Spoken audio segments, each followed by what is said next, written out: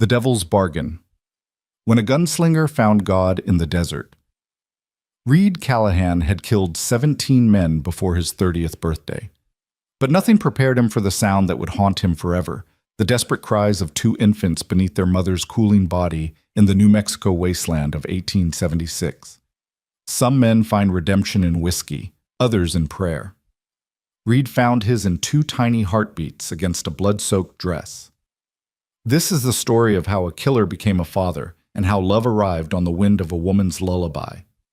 Stay with me until the end and comment what city you're watching from. I want to see how far this story travels. The desert had a way of swallowing secrets whole, burying them beneath layers of sand and silence where no God-fearing man would ever think to look. Reed Callahan understood this better than most. He'd spent the better part of a decade making things disappear. Men, mostly, the kind whose names appeared on wanted posters and whose deaths earned him enough coin to keep riding, keep moving, keep running from whatever version of himself he'd left bleeding in the last town. The New Mexico Territory in 1876 wasn't a place for the weak or the sentimental. It was a land of scorpions and sage, where the sun beat down with biblical fury and the nights dropped cold enough to freeze the marrow in your bones.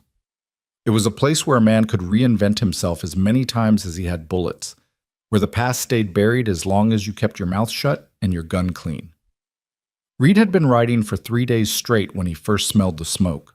It wasn't the good kind of smoke, not campfire or cook fire, not the warm, inviting smell of civilization pushing back against the wilderness.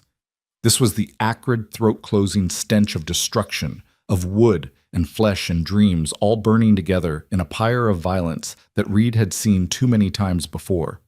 His horse, a gray mare named Ash for the color of her coat and the color of everything Reed seemed to touch, whickered nervously beneath him, picking up on the scent of death that even the desert wind couldn't fully carry away. "Easy, girl," Reed murmured, his voice rough from days without much use. He wasn't a man given to unnecessary words, not anymore.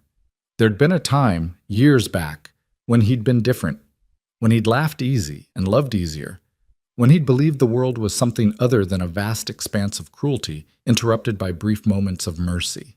But that man had died along with Sarah, and the baby she'd been carrying had died in a cabin fire while Reed was 3 towns over, chasing bounty money he'd thought would build them a better life.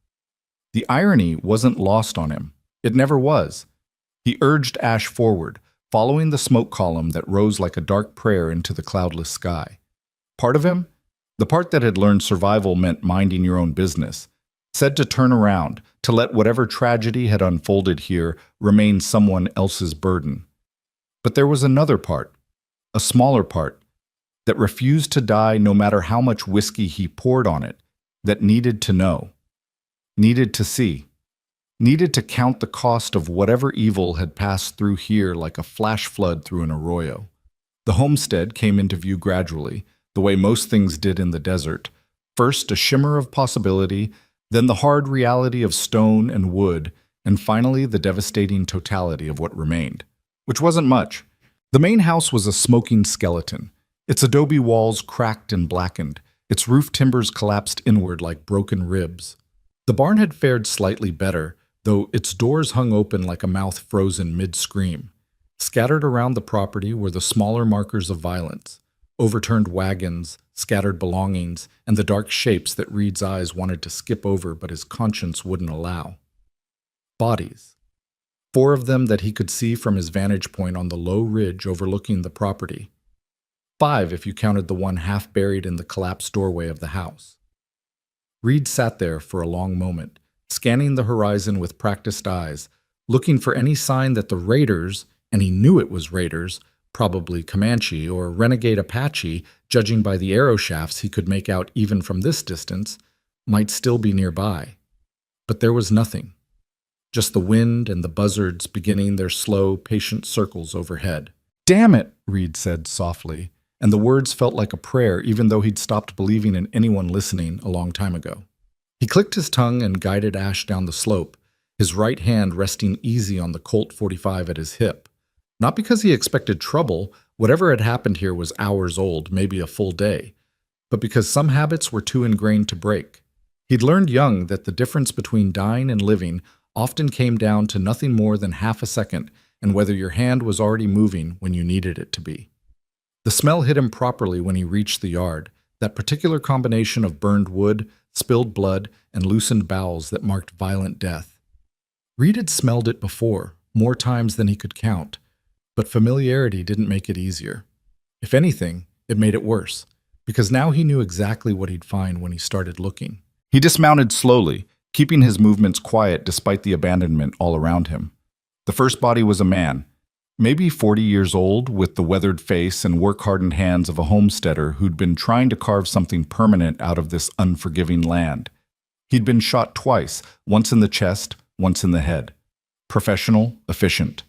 The kind of killing that spoke of experienced raiders, not young warriors looking to prove their courage. Reed moved through the yard methodically, checking each body, saying a silent word over each one, even though he didn't know their names and never would. An older woman, the man's mother perhaps, or an aunt, who'd been struck down near the well, a bucket still clutched in her stiffening fingers. Two younger men, brothers by the look of them, who'd made a stand near the barn and had died fighting, their rifles empty beside them. And then, in the doorway of the ruined house, partially buried under a fallen beam, he found her. She was young, couldn't have been more than 25, with long dark hair that had come loose from its pins and spread around her head like a dark halo. She'd been beautiful, Reed could tell, before the fear and the pain had twisted her features into their final expression. She'd been shot in the back, probably while trying to run inside, to get to whatever she'd been protecting in the house's interior. Reed's throat tightened. He'd seen pregnant women killed before, had seen children murdered, had witnessed every variation of human cruelty that the frontier had to offer. But somehow, it never got easier. Shouldn't get easier, he thought. The day it does is the day I put my gun in my mouth and pull the trigger. He was about to turn away, to start the grim work of dragging the bodies together for a proper burial, when he heard it. A sound so faint, so impossible in the midst of all this death, that for a moment Reed thought he'd imagined it. But then it came again, a little stronger this time, and his heart, that organ he'd thought had calcified years ago, suddenly kicked hard against his ribs. Crying. Not the wailing of an older child, but the wet, desperate mewling of an infant. Maybe two infants, harmonizing in that universal language of hunger and fear and desperate, helpless need. Jesus Christ, Reed breathed, and this time it definitely was a prayer. He moved without thinking, his hands surprisingly gentle as he lifted the beam pinning the woman's body. The wood was still warm from the fire, and it left black smears across his palms as he heaved it aside. Beneath her, protected by her body in those final moments, were two bundles wrapped in scorched fabric. Babies. Twins, by the look of them. One slightly larger than the other, both with that angry red color that newborns got when they'd been crying too long and too hard. They couldn't have been more than a few weeks old, maybe a month at the outside. Reed stared at them, his mind momentarily blank with shock, with the sheer impossible survival of it all. The woman had thrown herself over them when the raiders came, had taken the bullet meant for them, had let herself burn rather than move away, had used her body as a shield until the very end. And somehow, impossibly, it had worked. The babies were alive. Reed knelt there in the ashes and the blood, these two tiny squirming lives in his hands, and felt something crack open inside his chest, something that had been sealed tight since the day he'd found Sarah's body, since the day he decided that the world was too cruel and too random for anything like love or hope to survive. "Well," he said, his voice cracking on the word. "Well, hell." The larger baby, a boy, Reed discovered when he unwrapped the cloth enough to check, had stopped crying and was now staring up at him with those unfocused newborn eyes, his tiny fists waving in the air like he was fighting invisible demons. The smaller one, a girl, with a tuft of dark hair plastered to her skull with sweat and smoke, was still fussing, her face screwed up in infant rage and indignation at the indignity of being born into a world that had immediately tried to kill her. "I don't know what the hell I'm supposed to do with you," Reed said, and the boy made a sound that might have been agreement. But even as he said it, even as his mind raced through possibilities and practicalities and the thousand ways this could go wrong, Reed knew what he was going to do. what he had to do. Because leaving them here wasn't an option, not with the buzzards circling and the coyotes that would come at nightfall, and riding to the nearest town to hand them off to whatever passed for authority in this godforsaken territory would take days. Days these babies probably didn't have, not without milk and care and someone who knew what they were doing, which meant he was taking them with him, somehow. A man who'd spent the last decade killing for money was now responsible for keeping two helpless infants alive in one of the harshest environments on Earth. God has a sense of humor, Reed muttered, gathering the babies carefully, trying to remember everything Sarah had told him about how to hold a baby, how to support the head, how to keep them safe. A twisted, cruel sense of humor. But as he stood there, these two tiny lives against his chest, feeling their heartbeats through the layers of cloth and skin, Reed made a promise. The same promise he'd made to Sarah all those years ago. The promise he'd failed to keep. "You're going to make it, little ones," he said quietly, his voice fierce with determination even as his hands shook with uncertainty. "I don't know how, and I don't know where we're going, but you're going to make it, I promise." The next few hours passed in a blur of grim necessity. Reed worked fast, trying to block out the reality of what he was doing as he prepared to leave. He couldn't bury them properly, not all of them, not alone, not with two babies to care for. So he did what he could. He pulled the bodies together in the yard, said what words came to him from half-remembered church services his mother had dragged him to as a boy, and covered them with whatever stones he could find. It wasn't enough, would never be enough, but it was something. Before he left, Reed searched the ruins of the house, looking for anything that might help keep the babies alive. He found a satchel with some intact supplies, a few jars of what looked like mashed vegetables, some clean cloth that could serve as diapers, a tin cup that he could maybe use to feed them. In what must have been the bedroom, miraculously untouched by the fire, he found a leather journal filled with a woman's careful handwriting. Reed couldn't bring himself to read it, felt like trespassing on something sacred, but he took it anyway. The babies would want to know someday, he thought, would want to know who they were, where they came from, what their mother's last thoughts had been. The twins he named there in the ruins, without ceremony or thought, the names just appearing in his mind fully formed. The boy became Thomas, after Reed's own father, a man who died with his hands in the earth and dignity in his bearing. The girl became Lily, after Sarah's favorite flower, the one she'd always said she'd plant around their someday home. "Thomas and Lily," Reed said, testing the names, making them real. "All right then." Getting them secured for travel was another challenge entirely.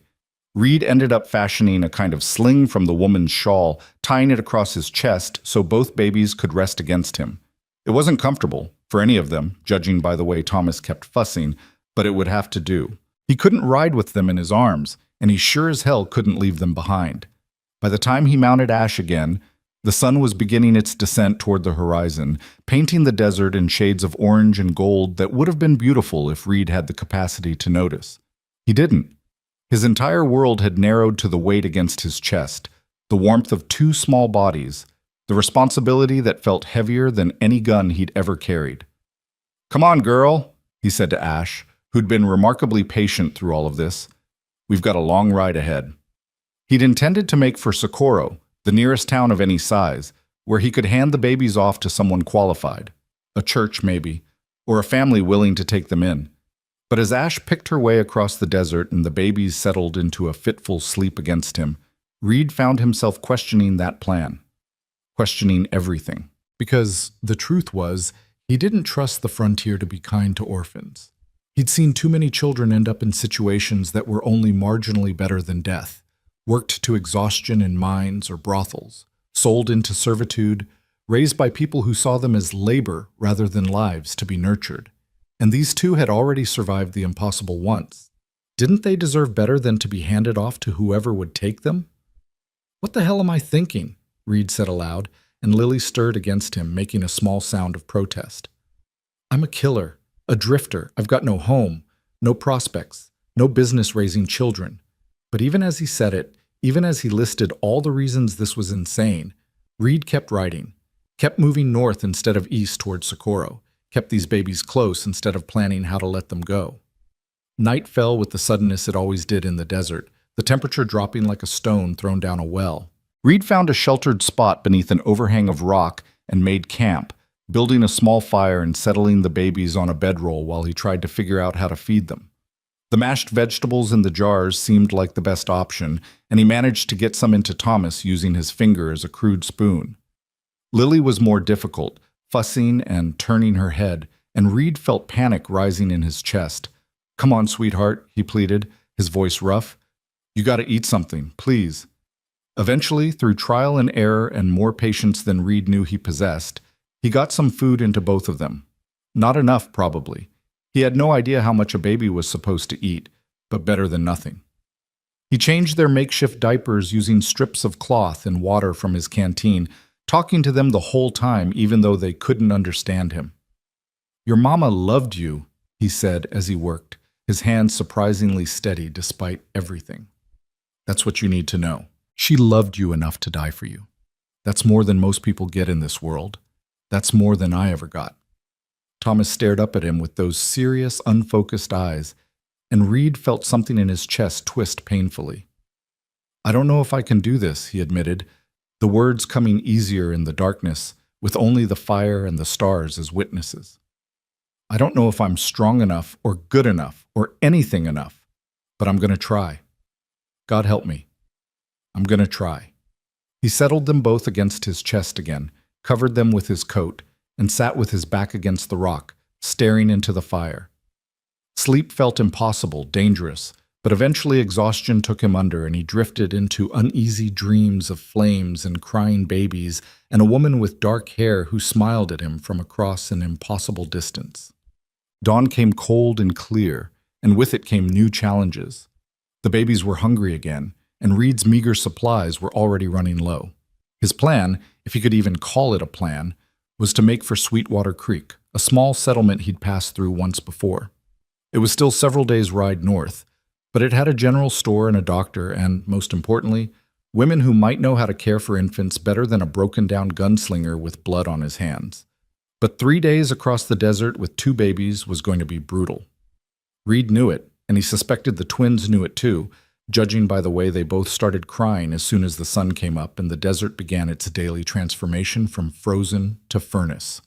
All right, Reed muttered, trying to soothe them both at once, his big hands awkward against their tiny bodies. "We're going. Hold on." The first day was hell. Thomas developed a cough that sent ice through Reed's veins every time he heard it. Lily refused most of the food Reed tried to give her, and by midday she'd developed a heat rash that made her scream every time he touched her. Ash was patient, but even she seemed stressed by the constant crying, her ears swiveling backward nervously every time one of the babies wailed. Reed rode in a state of low-level panic, constantly checking the babies, trying to keep them shaded from the sun, rationing the water he had between all of them. He talked to them constantly, his voice a rough murmur that seemed to help, at least a little. "See that ridge there? That's where we're headed today. And then tomorrow, we'll make it to the creek bed. Should be some water there, even this time of year. And then the next day, if we're lucky, we'll hit Sweetwater Creek, and someone who actually knows what they're doing can help us." Bay. He told them about the desert, about the plants and animals, about the time he'd seen a roadrunner take down a rattlesnake twice its size. He told them about Sarah, about the life he'd almost had, about the man he might have been if things had gone differently. He told them things he'd never told another living soul, because somehow it was easier to confess your sins to babies who couldn't judge you, couldn't understand the weight of what you were saying. "I've killed people," he said on the second day, when Lily was fussing against his chest and Thomas was mercifully asleep. "Not sure how many exactly. Enough that I stopped counting. Most of them probably deserved it. They were men like me. Men who'd made their choices and understood the consequences. But not all of them. Some were just in the wrong place at the wrong time. Some were just trying to protect what was theirs." Lily made a small sound, and Reed looked down at her tiny face scrunched up in concentration or discomfort, and felt that crack in his chest widen a little more. "But I'm going to try to be better," he promised her, promised himself, promised whatever God might be listening. "For you two, I'm going to try." By the third day, Reed was running on fumes. He'd barely slept, too afraid to close his eyes for more than a few minutes at a time. terrified that something would happen to the babies while he wasn't watching. His supplies were almost gone, and Thomas's cough had gotten worse despite Reed's best efforts to keep him warm and dry. He was beginning to think he'd made a terrible mistake, that he should have headed straight for Socorro, that his pride and his fear were going to get these children killed just as surely as the raiders had killed their parents. The guilt was a physical weight, pressing down on his shoulders, making every mile feel like 10. And then in the late afternoon of that third day, with the sun beating down mercilessly and both babies crying in harmony, Reed heard something that made his heart skip. Water. The sound of running water, faint but unmistakable, coming from somewhere beyond the next rise. He urged Ash forward, and when they crested the ridge, Reed felt something like hope flutter in his chest for the first time in 3 days. A creek, narrow but flowing, cutting through the desert like a silver thread, and beside it, beneath the sparse shade of a cottonwood tree, a figure. A woman. Reed's hand went to his gun automatically, that old instinct that had kept him alive, but he stopped himself. The woman had already seen him, was standing now, one hand raised in greeting or warning, the other hovering near something at her waist. As he got closer, Reed could make out more details. Middle-aged, maybe early 30s, with sun-weathered skin and dark hair pulled back in a practical bun. She wore a simple dress, dusty from travel, and had a satchel slung over one shoulder. But what caught Reed's attention, what made him relax his hand away from his gun, was her expression. Not fear, not aggression, but concern. Her eyes had gone to the babies immediately, and she was already moving toward him before he'd even dismounted.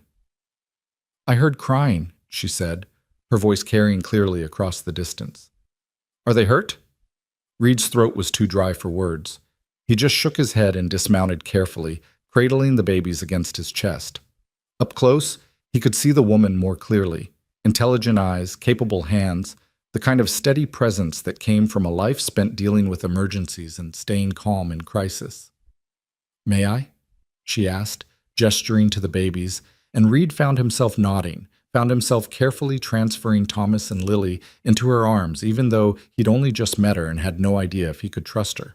But something in her manner, something in the way she immediately started checking them over with practiced efficiency, told Reed that this was someone who knew what she was doing, someone who might be able to help when he'd been drowning in his own inadequacy for 3 straight days.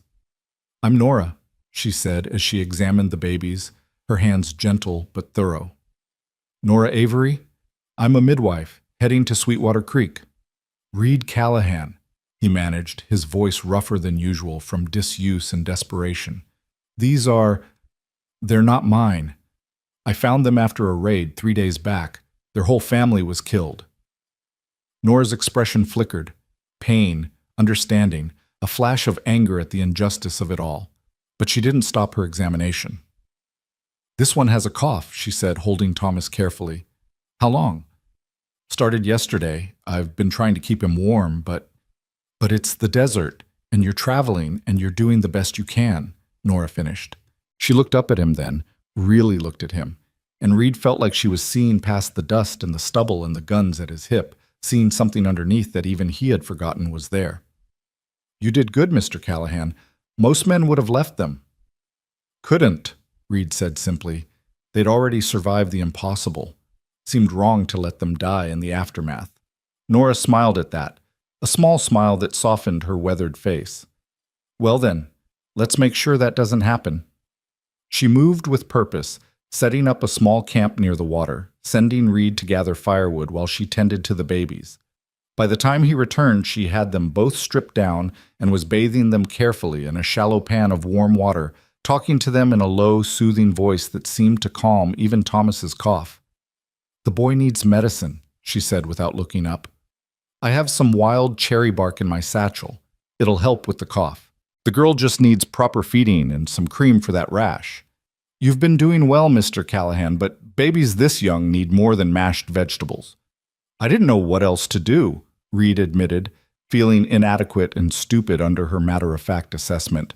I found them, and I couldn't leave them, and I've been making it up as I go." "Then you're doing better than most," Nora said, and there was approval in her voice that made something in Reed's chest warm despite the desert heat. "Most men would have panicked. You kept your head and kept them alive. That's what matters. She worked as she talked, her hands never stopping, preparing medicine for Thomas and a milk mixture for both babies that she explained was made from goat's milk powder and other things Reed didn't understand but trusted implicitly. When she handed Thomas back to him, cleaned and dressed in cloth that didn't smell like smoke and death, Reed felt his eyes sting with something he refused to name. "Thank you," he said, and the words felt insufficient for what she'd done, for the relief flooding through him at having someone else there, someone competent and calm and kind. "Don't thank me yet," Nora said, but she was smiling. "We've still got to keep them alive until we reach Sweetwater Creek. And this one," she nodded to Lily, who was now nursing contentedly from a makeshift bottle Nora had produced from her seemingly bottomless satchel, "is stubborn. She's going to give us trouble." "Can't blame her," Reed said, looking down at Thomas, who was staring up at him with those serious eyes. "She's had a rough start." "They both have," Nora agreed. "But they're strong. Survivors. Like they're— What are you to them, Mr. Callahan?" Reed opened his mouth to say he wasn't anything, that he was just the man who'd found them, who'd be handing them off as soon as he could find someone proper to take them. But the words stuck in his throat because looking at Thomas, feeling the weight of him in his arms, Reed realized he didn't want to hand them off, didn't want to let them go. "I don't know yet," he said finally, and it was the most honest answer he could give. "Mom." They made camp by the creek that night, and for the first time in 3 days, Reed let himself relax. Nora had taken charge of the babies with an efficiency that left him both grateful and a little bereft, and now Thomas and Lily were both sleeping peacefully in a makeshift cradle she'd fashioned from her bedroll and some sticks. Reed sat by the fire, watching Nora work, and found himself studying her in the flickering light. There was something about her that felt familiar, though he knew they'd never met before. Maybe it was just that she reminded him of Sarah, not in looks, but in that quiet competence, that way of moving through the world like she knew her place in it and wasn't apologizing for taking up space. "You're staring," Nora said without looking up from the shirt she was mending, one of Reed's which had torn during the ride. "Sorry," Reed said, though he didn't look away. "I was just thinking, you're heading to Sweetwater Creek. To stay or just passing through?" "To stay, I hope. There's a doctor there who needs a midwife, and I'm tired of traveling." She paused, her hands stilling on the fabric.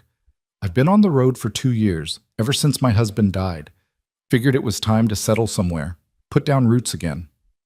"I'm sorry about your husband." Nora shrugged, but Reed could see the pain in the gesture, old and deep and never quite healed. "Cholera. Took him and half the town in about 2 weeks. I tried to save them all, and I saved some, but not enough. Not him." "That's not on you," Reed said quietly. "Isn't it?" Nora looked up then, and her eyes were bright with tears she wouldn't let fall. "I'm a midwife, Mr. Callahan. I'm supposed to help people stay alive, and I couldn't even save my own husband." "I'm a killer," Reed said, surprising himself with the admission. "I've taken more lives than I can count, and I couldn't save my wife either. She died while I was out earning money I thought would keep her safe. So I guess we're both living with the weight of what we couldn't do." They sat in silence for a moment, the fire crackling between them, 2 broken people in the middle of nowhere with 2 babies who'd somehow survived the unsurvivable. "Why didn't you just take them to Socorro?" Nora asked eventually. "It's closer than Sweetwater Creek. Plenty of people there who could have taken them." Reed looked down at his hands, at the calluses and scars that marked them as instruments of violence. "I don't trust the frontier to be kind to orphans, and these 2, they've already beaten the odds once. Seemed wrong to just hand them off to whoever would take them. So what are you planning to do with them?" "I don't know," Reed admitted. "I hadn't thought that far ahead. I just knew I couldn't leave them behind." Nora studied him for a long moment, and Reed had the uncomfortable feeling of being seen, really seen, for the first time in years. "You're a good man, Mr. Callahan, whether you believe it or not." "I've done things. We've all done things," Nora interrupted gently. "That's not what defines us. What defines us is what we do next." Reed didn't have an answer for that, so he just nodded and went back to watching the fire. But later, when he finally let himself sleep, he dreamed not of blood and flames, but of a house with a garden, and children's laughter, and a woman humming in the kitchen, And when he woke in the gray pre-dawn light with Lily crying against his chest, he found Nora already awake, heating milk over the revived fire, and he felt something he hadn't felt in years. He felt like maybe, just maybe, he wasn't alone in this anymore. They traveled together the next morning, Reed and Nora and the twins, making their way north toward Sweetwater Creek. The dynamic had shifted overnight, where before Reed had been struggling alone, now there was partnership, an easy rhythm that developed between them as they took turns caring for the babies and managing the travel. Nora rode a sturdy paint horse she'd left tethered near the creek, and she told Reed stories as they traveled, about the places she'd been, the babies she'd helped deliver, the lives she'd touched in her wandering. Reed found himself listening with more attention than he'd given anything in years, found himself asking questions, engaging in conversation that wasn't about bounties or killing or the next town where he could drink enough to forget. "Tell me about them," Nora said around midday, nodding to the twins sleeping in Reed's arms. "About where you found them, if you want to talk about it."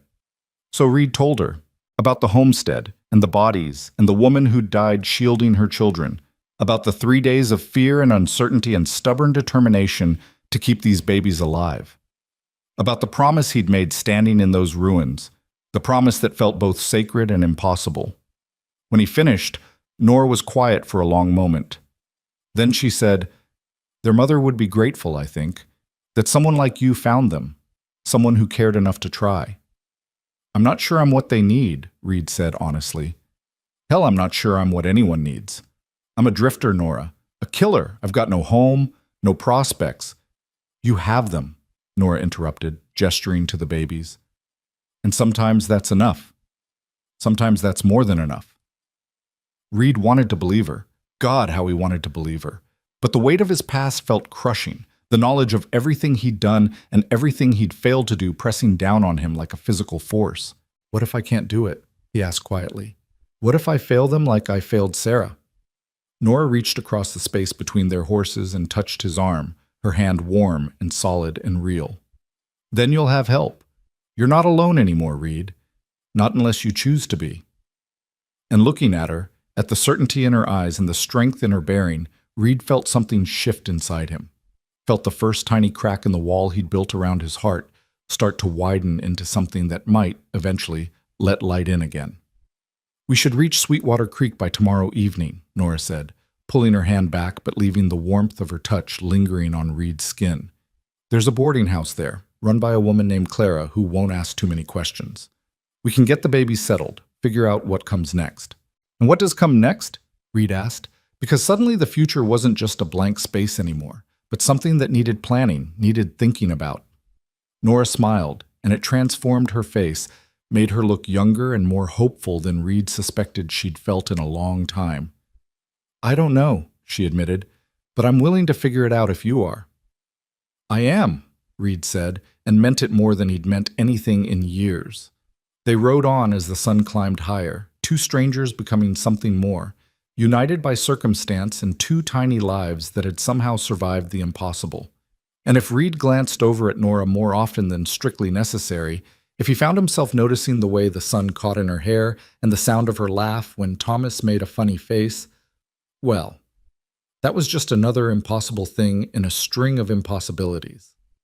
Some miracles, Reed was starting to learn, came not in thunder and lightning, but in quiet moments beside a desert creek, in the touch of a stranger's hand, in the weight of a baby against your chest, and the sudden terrifying realization that you'd do anything, give anything, to keep that weight safe. The desert stretched out before them, vast and empty and full of promise, and for the first time in a decade, Reed Callahan allowed himself to hope. The sky had turned the color of old bruises by the time the first drops began to fall. Fat, heavy drops that hit the dust with tiny explosions and left dark circles spreading like ink on parchment. Reed looked up, squinting against the sudden wind that had picked up from the west, and felt his stomach drop. He'd seen enough frontier storms to know what was coming, and it wasn't going to be gentle. "We need shelter," Nora said, her voice tight with the same recognition. She'd already wrapped her shawl tighter around her shoulders and was scanning the horizon with practiced eyes. "And we need it now." Thomas chose that moment to start crying, his small face scrunching up against the first cold drops that found their way beneath Reed's coat. Lily followed a heartbeat later, and suddenly the air was filled with the sound of infant distress competing with the rising wind. "There," Reed said, pointing to a dark shape maybe half a mile to the east. "Looks like a structure. Might be abandoned." "Might be occupied," Nora countered, but she was already turning her horse in that direction. "But we don't have much choice, do we?" They didn't. The storm was rolling in fast, one of those sudden desert tempests that could turn deadly in minutes. Reed urged Ash forward, hunching his body around the twins to keep them as dry as possible while the wind picked up and the drops turned into a steady rain. By the time they reached the structure, a line shack, weathered and listing slightly to one side but still standing, they were all soaked through. Reed dismounted first, moving quickly to tie Ash to a post that looked sturdy enough while Nora did the same with her paint. The door to the shack hung crooked on leather hinges, and Reed pushed it open with his shoulder, gun drawn despite the babies in his arms, because abandoned didn't always mean empty. But the interior was vacant except for dust and shadows and the remnants of previous occupants. A broken chair in one corner, some old blankets piled against the wall, and blessedly, an iron stove that looked like it might still work. The roof had holes, but not as many as it could have, and the walls kept out most of the wind. It wasn't much, but it was better than being caught in the open. "It'll do," Nora said, already moving into action. She pulled the blankets from the wall, shook them out vigorously despite the dust they raised, and began fashioning a dry space near the stove. "Get a fire going if you can. We need to warm these babies up before the chill sets in." Reed handed Thomas and Lily to her, carefully, gently, like he was transferring the most precious cargo in the world, which maybe he was, and set about building a fire. The woodpile near the stove was mostly dry, protected by the building's overhang, and within minutes Reed had flames crackling and warmth beginning to push back against the cold that had seeped into their bones. Outside, the storm hit in earnest. Rain hammered against the roof with a sound like 1,000 tiny fists, and the wind howled through the gaps in the walls, making the whole structure creak and groan. But inside their small circle of firelight, with the babies stripped of their wet clothes and wrapped in the least dusty blankets Nora could find, there was something almost peaceful about the moment. "That was close," Reed said, sitting back on his heels and watching Nora work. She'd hung their wet clothes near the fire to dry and was now examining Thomas with the same focused attention she'd shown by the creek. The baby's cough had worsened with the cold rain, and each rattling breath made Reed's chest tighten with worry. "Too close," Nora agreed. Her brow was furrowed in concentration as she pressed her ear to Thomas's tiny chest, listening. "His lungs sound congested. We need to keep him warm and dry, and I need to make more of that cherry bark tea." "Will he be all right?" Reed asked, hating how helpless he sounded, how completely out of his depth. Nora looked up at him, and her expression was honest rather than reassuring. "I don't know. He's young, and he's already been through so much. But he's strong. They both are. We just have to give them every chance we can." She set about preparing medicine while Reed tended the fire and tried to make the shack more livable. He found some old canvas in the corner that he used to patch the worst of the roof holes, and he moved the broken chair to block a gap in the wall where the wind was coming through particularly fierce. It was busy work, really, a way to feel like he was doing something useful while Nora handled the real crisis. When Thomas finally stopped coughing and drifted into an uneasy sleep against Nora's chest, Reed let out a breath he hadn't realized he'd been holding. "You should rest," Nora said quietly, adjusting the blanket around the baby. "I'll watch them for a while." "I can't," Reed admitted. "Every time I close my eyes, I see that homestead, see their mother, see all the ways this could go wrong." "Then sit with me," Nora said, patting the space beside her on the blankets she'd spread out. "Tell me something, anything, just talk to me." So Reed sat, close enough that their shoulders nearly touched, and he found himself talking about things he'd kept locked away for years. About Sarah and the baby they'd lost. About the man he'd been before grief had hollowed him out and left him nothing but a gun for hire. About the killing he'd done and the way it had stopped bothering him somewhere along the way, and how that scared him more than the actual killing ever had. "I thought I was past feeling anything," he said, staring into the fire. "Thought I'd burned out whatever part of me that could care about anything or anyone. And then I found them, and suddenly I'm terrified every second of every day because I care too much. Because I can't lose them. I can't fail them the way I failed Sarah." "You didn't fail Sarah," Nora said firmly. "You weren't there. And that's tragic. But it's not the same as failing her. Sometimes terrible things just happen, Reed. Sometimes there's no one to blame and nothing that could have been done differently." "Easy to say. Harder to believe." "I know." Nora shifted Lily slightly, settling the baby more comfortably. "After my husband died, I spent months trying to figure out what I'd missed, what sign I should have seen that would have let me save him. I was a midwife. I was supposed to understand bodies, understand illness. But cholera doesn't care about understanding. It takes who it takes, and all the knowledge in the world doesn't change that." "So how did you move past it?" Reed asked, turning to look at her properly. In the firelight, her face was all shadows and warm tones, and he was struck again by how beautiful she was in an understated, enduring way. "I'm not sure I have," Nora admitted, "but I stopped letting it paralyze me. I decided that if I couldn't save everyone, I could at least try to save someone. And maybe that would be enough." "Is it? Enough, I mean." Nora smiled, sad and small. "Some days. Other days, no. But it's better than giving up entirely." They sat in silence for a while, listening to the rain and the occasional snuffle or sigh from the babies. Outside, the storm continued its assault on the desert, but inside their small shelter, Reed felt something he hadn't felt in years, a sense of being exactly where he was supposed to be. "You're good with them," he said eventually, nodding toward the twins. "Natural." "I've delivered dozens of babies," Nora said. "You learn to be comfortable with them.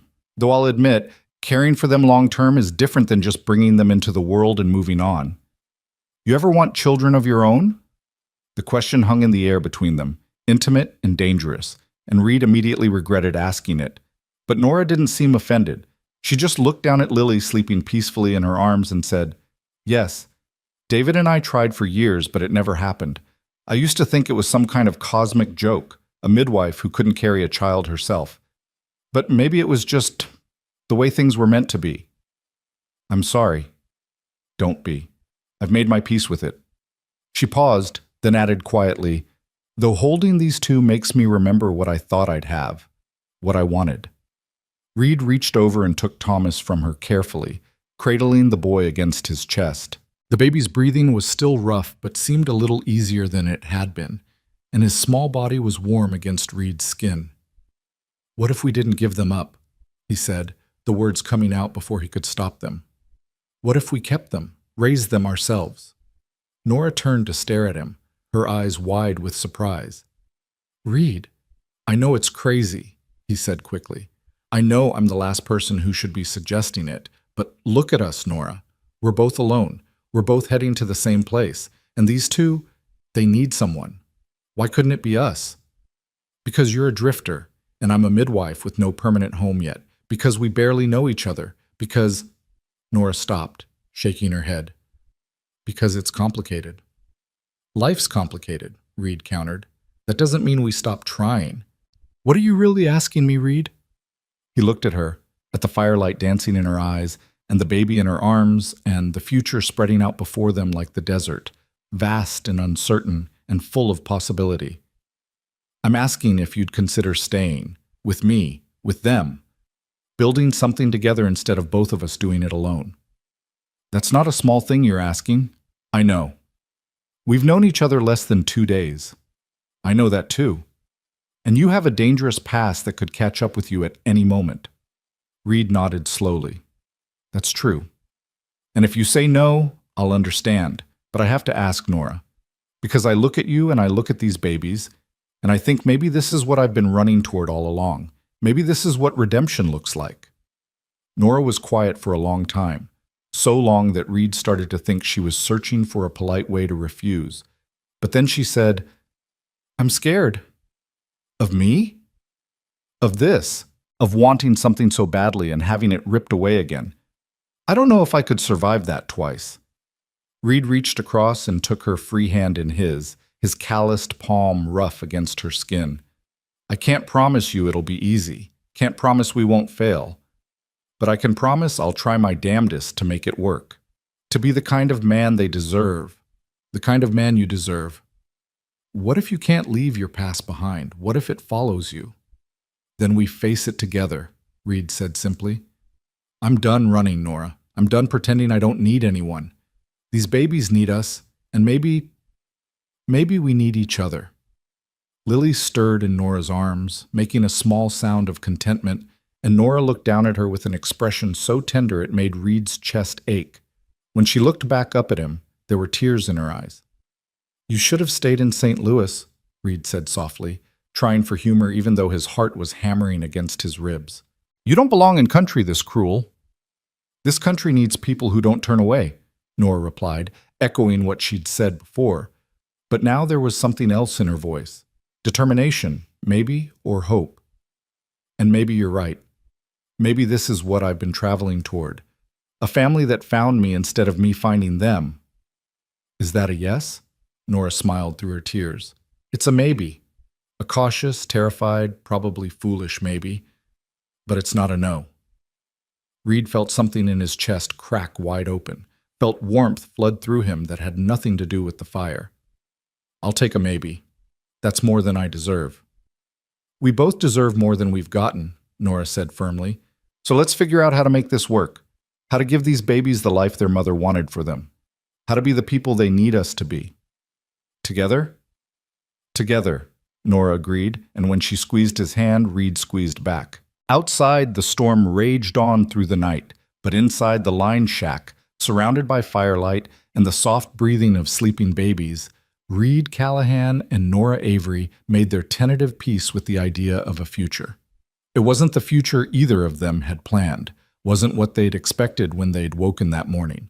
But sometimes the best things in life were the ones you never saw coming, the miracles that appeared in the middle of storms and asked you to believe in them, despite all evidence to the contrary. Reed stayed awake long after Nora finally drifted off, her head tilted against his shoulder, Lily still cradled in her arms while Thomas slept against Reed's chest. He watched the fire burn down to embers and listened to the rain gradually soften from a hammering assault to a gentle patter, and he thought about the man he'd been just a week ago, alone, aimless, waiting for a bullet with his name on it to finally find him. That man was gone now, replaced by someone Reed barely recognized, someone who had responsibilities and people depending on him, someone who'd made promises he had to keep. It was terrifying and exhilarating in equal measure, and Reed wasn't sure he was ready for it, wasn't sure he'd ever be ready for it, but he was going to try anyway. Because that's what you did when life handed you 2 orphaned babies and a woman with sad eyes and a generous heart. You tried, you hoped, you built something out of nothing and dared the universe to knock it down. When morning came, gray and damp, the storm had passed. Reed carefully extracted himself from the tangle of sleeping bodies and stepped outside to check on the horses. They were fine, huddled together for warmth, but otherwise unharmed by the night's violence. The desert had transformed in the rain, with tiny flowers already beginning to push through the wet sand.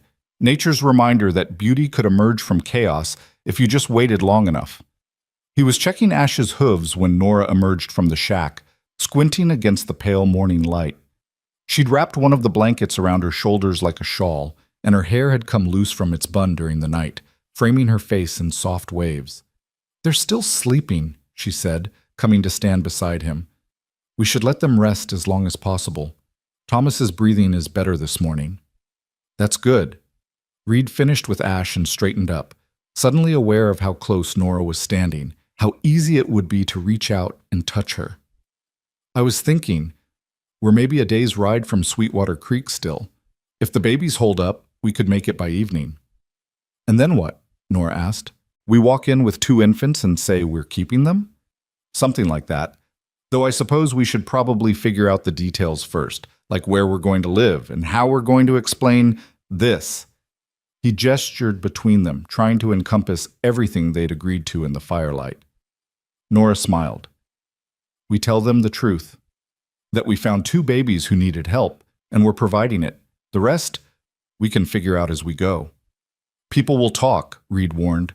A gunslinger and a midwife raising orphans together. That's going to raise questions. Let them talk, Nora said, with a shrug that tried for casual but didn't quite make it. I stopped caring what people thought about me when David died.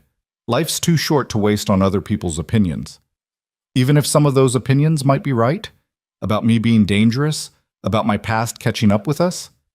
Nora turned to face him fully, and there was steel in her eyes that Reed found himself admiring. Everyone has a past, Reed. What matters is what you do with your future.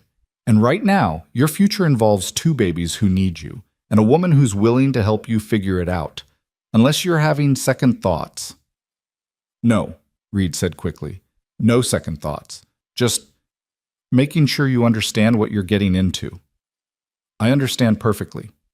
Now come on, we should get moving before the babies wake up demanding breakfast.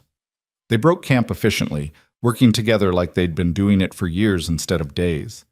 Reed saddled the horses while Nora changed the babies and prepared bottles, and within an hour they were back on the trail, heading north under a sky that was slowly clearing to brilliant blue.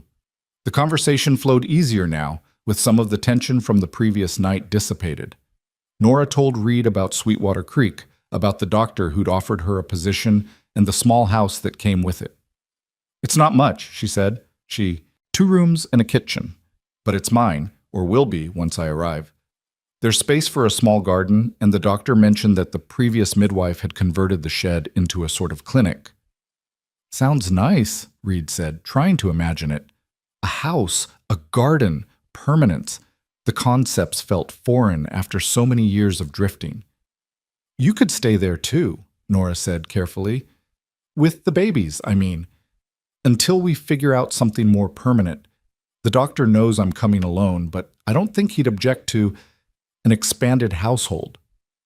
You don't have to do that. I know I don't have to. I want to. Besides, it makes sense, doesn't it? The babies need both of us. And it would look better, more proper, if we were all under one roof. Reed glanced over at her, at the way she was carefully not meeting his eyes. People are still going to talk, Nora, about us living together without being married. Then maybe we should get married, Nora said, and the words came out so matter-of-factly that it took Reed a moment to process what she'd said.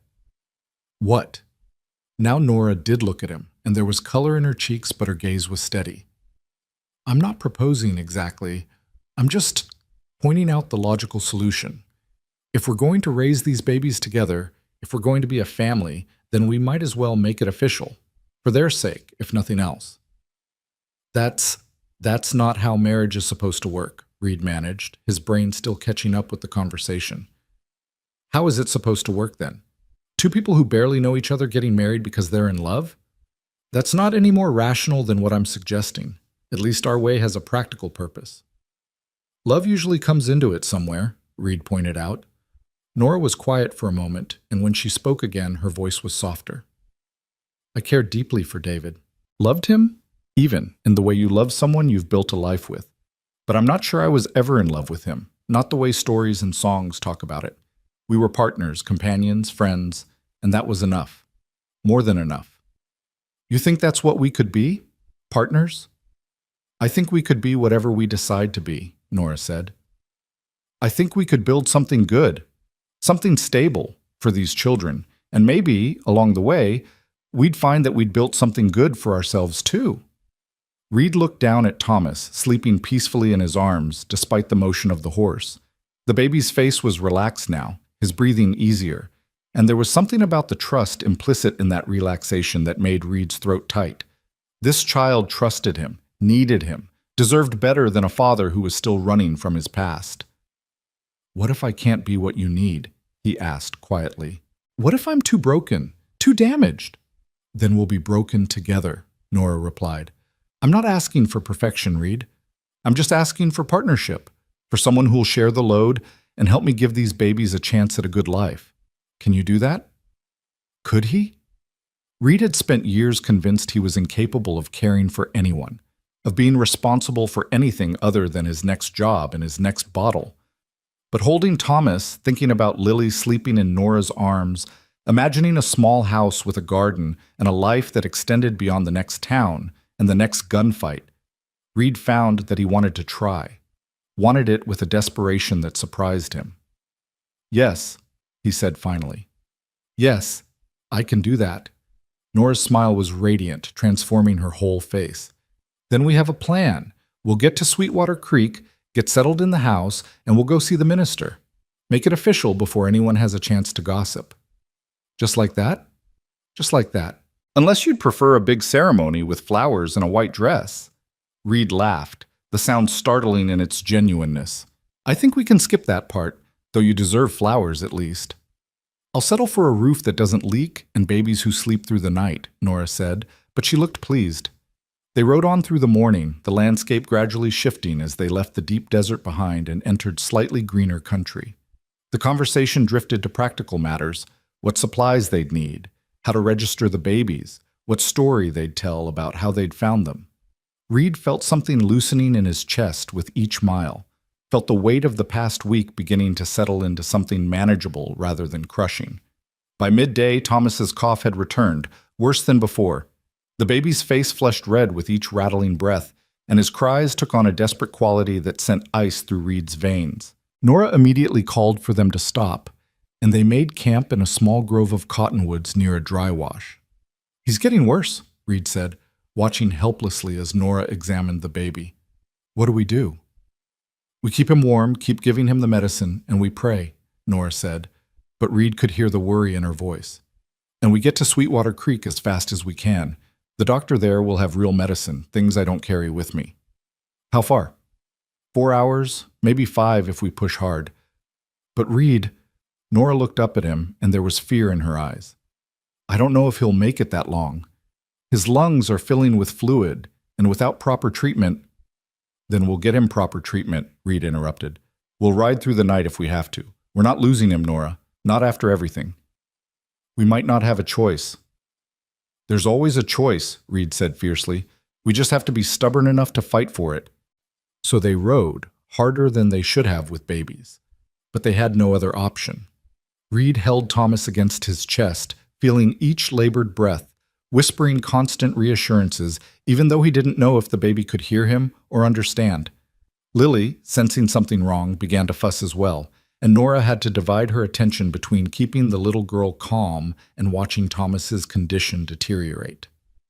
The sun was setting when they finally crested the last ridge and saw Sweetwater Creek spread out in the valley below. A small collection of buildings clustered around an actual creek, with cultivated fields spreading out on either side. It was beautiful in the golden light, peaceful and permanent in a way that made Reed's chest ache with longing. But there was no time to appreciate it. They urged their horses down the slope and into town at a pace that drew stares from the few people on the street. Reed barely noticed, his entire focus on finding the doctor's office, on getting Thomas the help he desperately needed. "There," Nora said, pointing to a building with a painted sign that read, "Dr. Samuel Morrison, physician and surgeon." She was off her horse before it had fully stopped, Lily clutched against her chest, and Reed followed suit, cradling Thomas carefully as they rushed inside. The doctor was an older man with kind eyes and steady hands, and he took one look at Thomas and immediately cleared his examination table. "What happened?" he asked, already listening to the baby's chest with a stethoscope.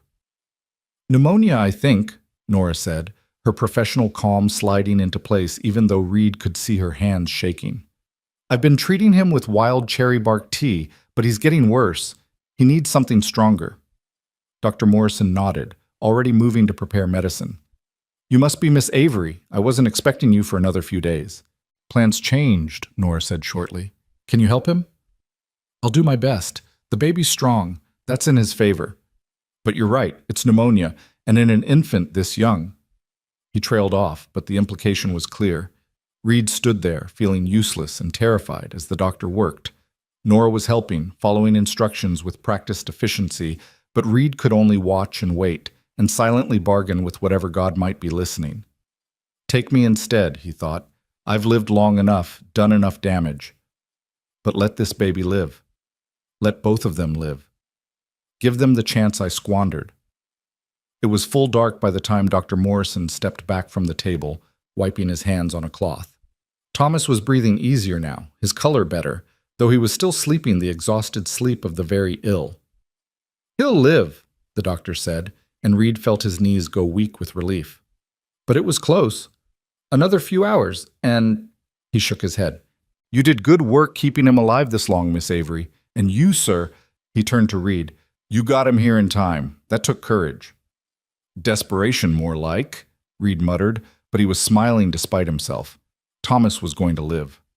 They'd made it. Dr. Morrison looked between them, his expression curious but not judgmental. I take it there's a story here? About how you came to have these babies? So they told him, a simplified version, leaving out the worst of the violence, focusing on the survival and the journey.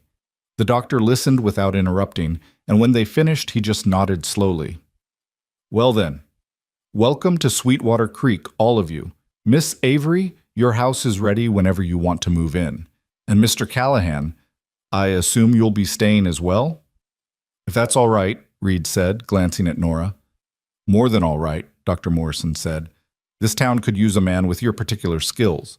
We've been having trouble with raiders lately. Different group than the one that attacked that homestead, but cut from the same cloth.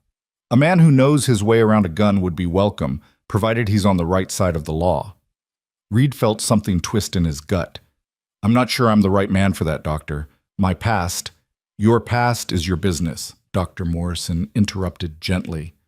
What matters to me is what you do here in Sweetwater Creek. And from what I've seen today, you're a man who fights for what he loves. That's the kind of man we need. Later, after they'd settled the babies in the room Dr. Morrison kept for overnight patients, after Nora had fed and changed them both, and Reed had collapsed into a chair from sheer exhaustion, they finally had a moment to breathe. We made it, Nora said, sitting down beside him. I wasn't sure we would, but we did. Because of you, Reed said. I would have lost them both if you hadn't been there. No, you wouldn't have. You'd have found a way. That's who you are, Reed. A survivor. And now you're teaching them to be survivors, too. Reed reached over and took her hand, lacing their fingers together. It felt natural, right? Like they'd been doing it for years. Thank you, he said quietly. For everything. For believing in this crazy plan. For believing in me. Thank you for giving me a reason to stop running, Nora replied. For showing me that maybe it's not too late to have a family after all. They sat there in comfortable silence, watching Thomas and Lily sleep, and Reed thought about the future spreading out before them, uncertain and probably difficult, but theirs to shape however they chose. Tomorrow they'd move into Nora's house, would start figuring out how to be a family. Eventually they'd stand before a minister and make vows neither of them was entirely sure they could keep. But tonight, in this quiet room with two babies breathing easily, and a woman's hand warm in his, Reed Callahan felt something he'd thought died with Sarah all those years ago. He felt hope.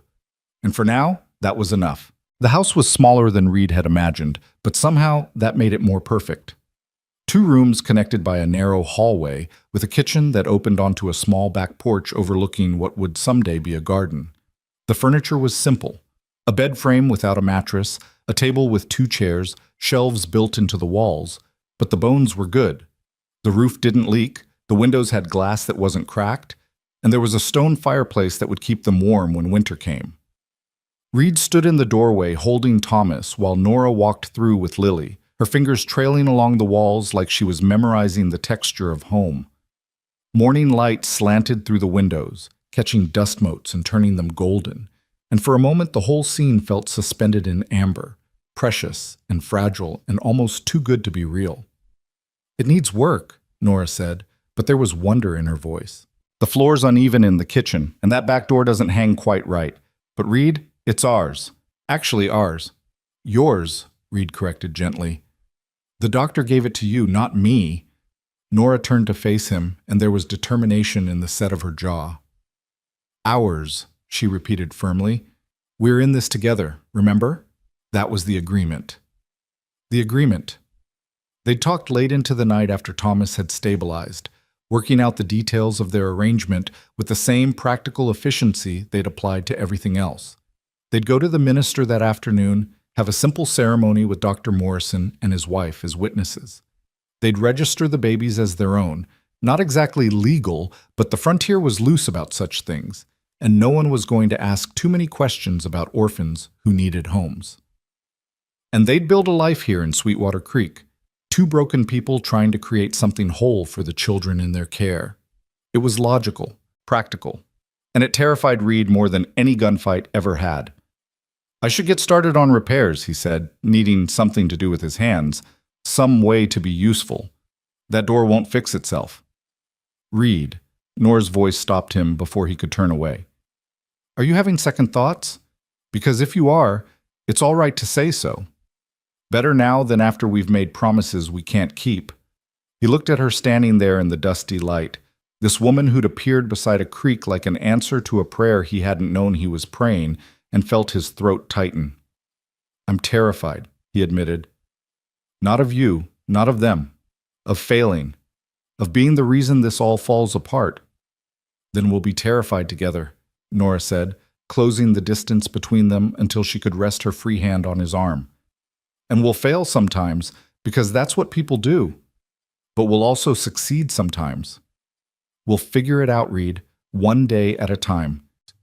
Thomas chose that moment to wake fully, his face scrunching up in preparation for a wail, and the spell broke. Nora laughed, the sound lighter than Reed had heard from her before, and moved to take the baby. Someone's hungry. Why don't you go find us a mattress and some basic supplies while I feed them? Dr. Morrison mentioned there's a general store 2 streets over. You sure you'll be all right alone? Reed, I've been alone for 2 years. A few hours won't kill me. But her smile softened the words, and when Reed left, he carried the warmth of that smile with him like a talisman. Sweetwater Creek was larger than it had seemed in the twilight panic of their arrival. Maybe 200 souls, Reed estimated, most of them clustered around the main street that ran parallel to the creek itself. There was the general store Nora had mentioned, a saloon that looked relatively respectable, a church with a white steeple, a blacksmith, and a handful of other businesses that suggested a town trying to establish itself as more than just a waypoint. People stared as Reed walked past, not hostile, but curious, taking in his travel-worn clothes and the guns at his hip. He caught fragments of whispered conversation. That's the man who rode in with Miss Avery. Heard they've got babies. Wonder what his story is. But nobody approached him directly. Small-town caution, Reed recognized. They'd wait and watch before deciding whether he was friend or threat. The general store was run by a woman in her 50s with sharp eyes and capable hands. She looked Reed up and down with the assessing gaze of someone who'd seen enough frontier drifters to know trouble when she saw it, but her voice was polite when she asked how she could help. Need a mattress, Reed said. And basic supplies, food, blankets, whatever a household with 2 babies might require. Her eyebrows rose. You're with Miss Avery, then, the midwife? Yes, ma'am.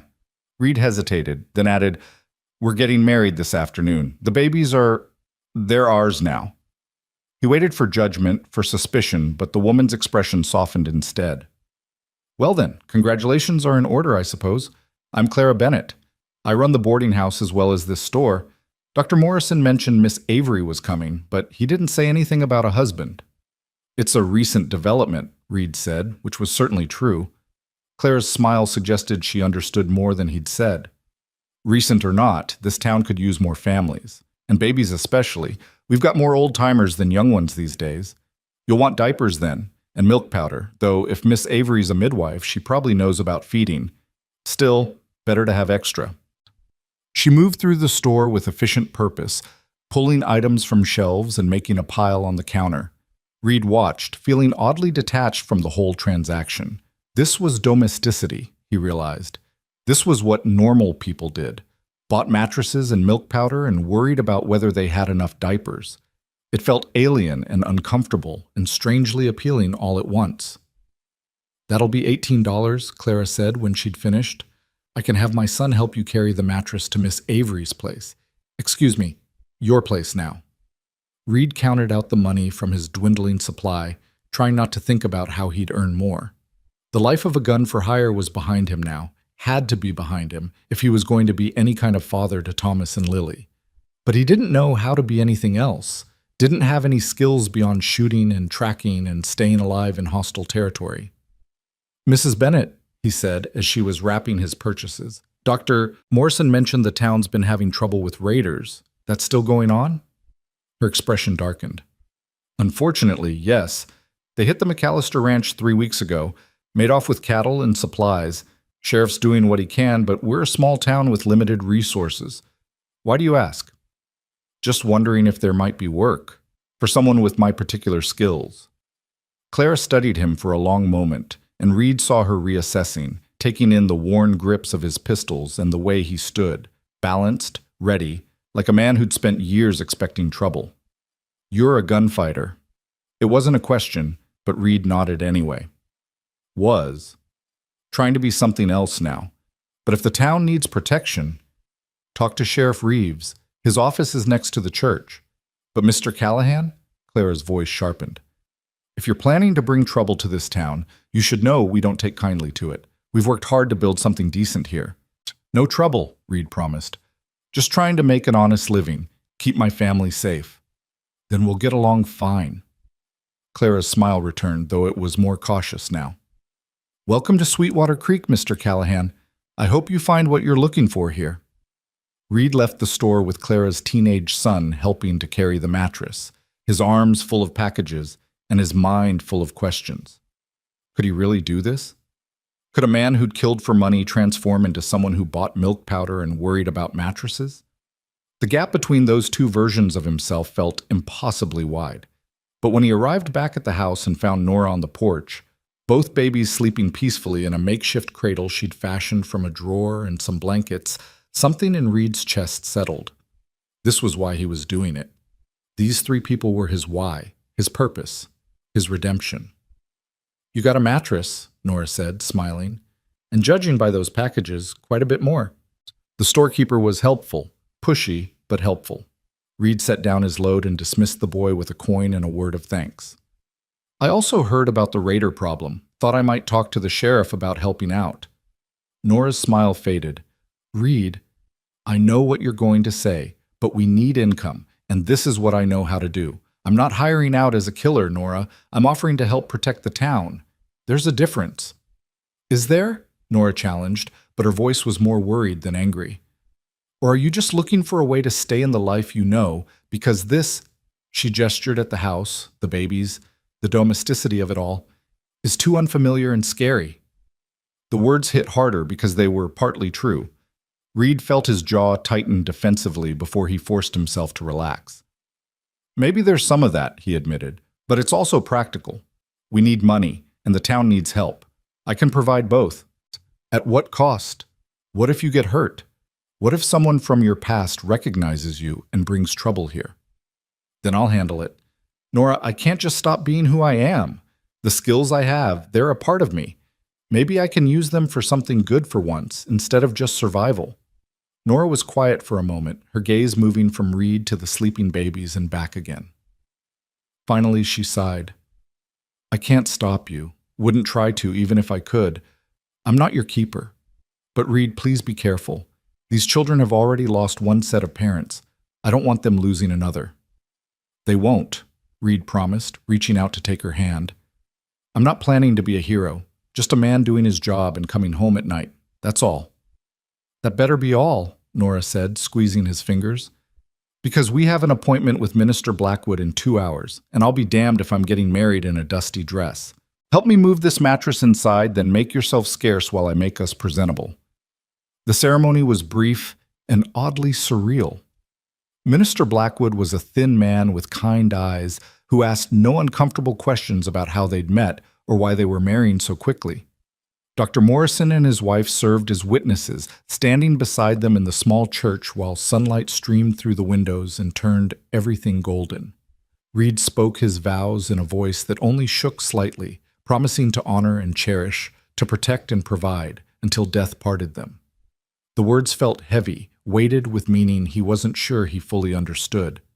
Nora's voice was steadier when she repeated the same promises, her hand warm in his, and when the minister pronounced them husband and wife, Reed felt something shift in his chest, a door closing on his old life, and another opening onto something unknown. You may kiss your bride, Minister Blackwood said with a smile. Reed looked at Nora, at this woman who was now legally his wife, and saw his own uncertainty reflected in her eyes. But there was determination there too, and when he leaned in to press a chaste kiss to her lips, she didn't pull away. It was brief, almost businesslike, but it felt like a seal on the promises they'd made, promises to try, to build, to be better than the people they'd been before. Dr. Morrison insisted on buying them dinner at the boarding house to celebrate, and they spent an awkward hour making small talk with Clara Bennett and a few other townspeople who'd heard about the wedding. Reed fielded questions about where he was from and what he did with vague answers that seemed to satisfy most people's curiosity. Nora was more forthcoming, talking about her work as a midwife and her hopes for establishing a proper clinic in Sweetwater Creek. Through it all, Thomas and Lily slept or fussed in turns, requiring attention that gave Reed and Nora an excuse to cut the socializing short. By the time they made it back to their house, their home, Reed corrected himself mentally, full dark had fallen and exhaustion was pulling at both of them. "I'll take the floor," Reed said as they stood awkwardly in the bedroom, the single mattress suddenly seeming very small. "You should have the bed." "Don't be ridiculous. The mattress is big enough for both of us. We're married now. It's not improper." But Nora's cheeks were flushed as she said it, and she busied herself with settling the babies in their makeshift cradle rather than meeting Reed's eyes. "Nora, Reed, we're both adults. We can share a bed without it meaning anything more than practical sleeping arrangements, unless you're uncomfortable." "No, I don't want you to feel obligated. This marriage, it's not... We didn't do this because we're in love. I don't want you to think I expect..." "I know what you expect and don't expect," Nora interrupted, finally looking at him. "We made an agreement based on practical necessity, not romance. I understand that. But we're also going to be living in close quarters with two babies who wake at all hours. We might as well be comfortable."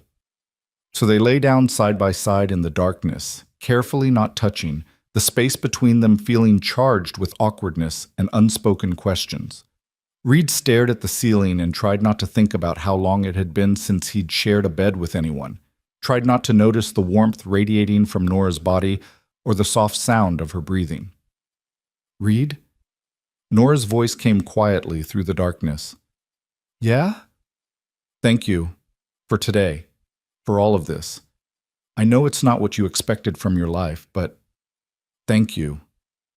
"Thank you too," Reed said, and meant it more than he could express. "For giving me a reason to stop running." They fell asleep like that, two strangers bound by vows and circumstance. And when Thomas woke crying in the deep hours of night, they both rose to tend him with the fumbling coordination of new parents everywhere. Reed held the baby while Nora prepared milk, and as Thomas settled against his chest with that absolute trust only infants possessed, Reed felt something in his heart crack open just a little wider. The next few days passed in a blur of domestic routine that Reed found both monotonous and oddly comforting. They fell into patterns without discussing them. Nora handled most of the baby's care during the day while Reed worked on fixing up the house and exploring the town. He replaced the broken hinge on the back door, patched the uneven floor in the kitchen, built proper shelves for their meager supplies. Physical work that let him feel useful while his mind adjusted to this new reality. He also visited Sheriff Reeves, a grizzled man in his 60s who looked Reed over with the skeptical eye of someone who dealt with plenty of gunslingers claiming to want honest work. But after a long conversation and what felt like an interrogation about Reed's past, the sheriff grudgingly agreed to deputize him on a temporary basis. "We need men who can shoot," Reeves said bluntly. "But I won't tolerate any cowboy justice or settling old scores. You work for me. You follow my rules. Understood?" "Understood," Reed agreed, and tried to ignore the voice in his head that whispered he was making a mistake, that violence would find him no matter how hard he tried to leave it behind. The work was sporadic at first, writing fence lines, checking on outlying ranches, showing a presence that might deter raiders. Reed found himself partnered with a young deputy named Collins, who talked too much and shot too little, but who had good instincts and a genuine desire to protect the town. They rode together in comfortable silence, interrupted by Collins' occasional attempts at conversation, and Reed found himself almost enjoying the work. There was a purity to it, a rightness that hired killing had never possessed. But the real adjustment came in the evenings, when Reed returned home to find Nora cooking dinner, while the babies played on blankets spread across the floor. Thomas was getting stronger every day, his cough fading to nothing under Nora's careful attention. Lily had developed a habit of grabbing anything within reach and attempting to eat it, which meant constant vigilance and frequent rescues. They ate together at the small table, talking about their days with the stilted politeness of people still learning each other's rhythms. Nora told him about the women who'd started coming to her with questions about pregnancies and children, about how she was slowly building a practice. Reed told her about the ranches he'd checked and the suspicious tracks Collins had found near the Miller property. "You think the raiders will come back?" Nora asked one evening, her hand stilling on the shirt she was mending. "Probably. They've hit 3 ranches in 2 months. That's a pattern. They'll push until someone pushes back. And you'll be there when they do." It wasn't a question, but Reed nodded anyway. "That's the job." Nora set down her mending and looked at him across the table, her expression troubled. "I know I said I wouldn't try to stop you. But Reed, every time you ride out, I worry. The babies worry, even if they're too young to understand. We've built this fragile thing here, this family, and it feels like it could shatter so easily." "It won't," Reed said with more confidence than he felt. "I'm careful. I'm not looking for glory or trying to prove anything. I just want to keep you all safe." "And who keeps you safe?" The question hung in the air between them, unanswerable. Reed had spent so many years keeping himself alive through skill and luck, and sheer stubborn refusal to die that he'd forgotten what it was like to have someone worry about him. The weight of Nora's concern felt simultaneously burdensome and precious. "I do," he said finally, "and I've gotten pretty good at it over the years." "That's what worries me," Nora said quietly. "Men who are good at surviving alone often don't know how to live with others." Before Reed could respond, Thomas started fussing, and the moment passed. But Nora's words stayed with him as he lay in bed that night, carefully maintaining the invisible boundary between them, even as her warmth called to something lonely inside him. Was she right? Was he so accustomed to solitude that he'd sabotaged this chance at something more? The question was still gnawing at him 3 days later when the raiders finally made their move. Reed was riding with Collins near sunset, checking the western approaches to town, when they heard gunfire echoing across the valley. Not the scattered pops of hunting, but the sustained crack of rifles in combat. "That's coming from Red Rock Canyon," Collins said, his face pale but determined. "The Johnson place." They rode hard, covering the 3 miles in minutes that felt like hours. As they crested the ridge overlooking the Johnson Ranch, Reed took in the scene with the practiced assessment of a man who'd seen too many raids. 5 raiders, maybe 6, hitting the ranch house and barn while the family tried to mount a defense from inside. The ranch hands were either dead or had run. Reed could see bodies in the yard. "We need backup," Collins said, already turning his horse. "There's no time," Reed countered, his hand moving to check his weapons. "They'll kill everyone before help arrives." "There's only 2 of us. We can't—" "I can." Reed met the younger man's eyes, saw the fear there, but also the determination. "Collins, I need you to ride back to town, get the sheriff and whoever else will come. I'll keep them busy until you get back." "That's suicide." "That's the job," Reed said, echoing what he'd told Nora. "Now go." Collins hesitated for one more second, then wheeled his horse and rode. Reed waited until he was out of sight, then turned back to survey the situation. 6 raiders, he revised, watching them move, all armed, all experienced based on how they worked together. Bad odds for one man, but Reed had survived worse. He thought about Nora, about the babies, about the promise he'd made to come home. But he also thought about the family trapped in that ranch house, about the woman who'd died sheltering Thomas and Lily, about all the people who'd died while he was too far away or too late to help. Not this time. Reed loaded his rifles, checked his pistols, and began picking his way down the ridge. The setting sun was at his back, putting the raiders in silhouette and making him harder to spot. He moved with practiced silence, closing the distance until he was within range, and then he opened fire. The first raider dropped before the others realized they were under attack. The second fell while they were still scrambling for cover, Reed's bullet taking him through the chest with clinical precision. Then the return fire started and Reed had to move, using cover and motion and every trick he'd learned in a decade of gunfights. He thought of it as buying time. Every second he kept the raiders focused on him was a second the family in the house stayed alive, a second closer to backup arriving. But time was a fluid thing in combat, and Reed lost track of it as he moved and shot and moved again, his world narrowing to the immediate calculus of survival. A bullet grazed his shoulder, hot and sharp. but Reed barely felt it. Another took his hat clean off. He dropped a third raider and wounded a fourth before his rifle jammed, forcing him to switch to pistols at closer range. The raiders were trying to flank him now, and Reed fell back toward the barn, using its bulk for cover while he reloaded. That's when he saw her. A woman had emerged from the ranch house, rifle in hand, and was laying down covering fire while her husband dragged their wounded son inside. She was exposed, vulnerable, and one of the raiders was lining up a shot that would kill her.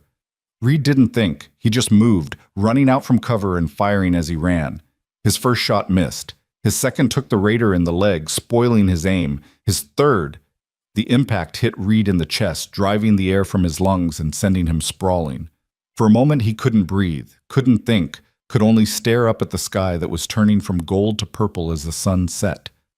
This was it, he thought with odd clarity. This was how it ended, not in some dramatic shootout, but in a ranch yard, buying time for strangers.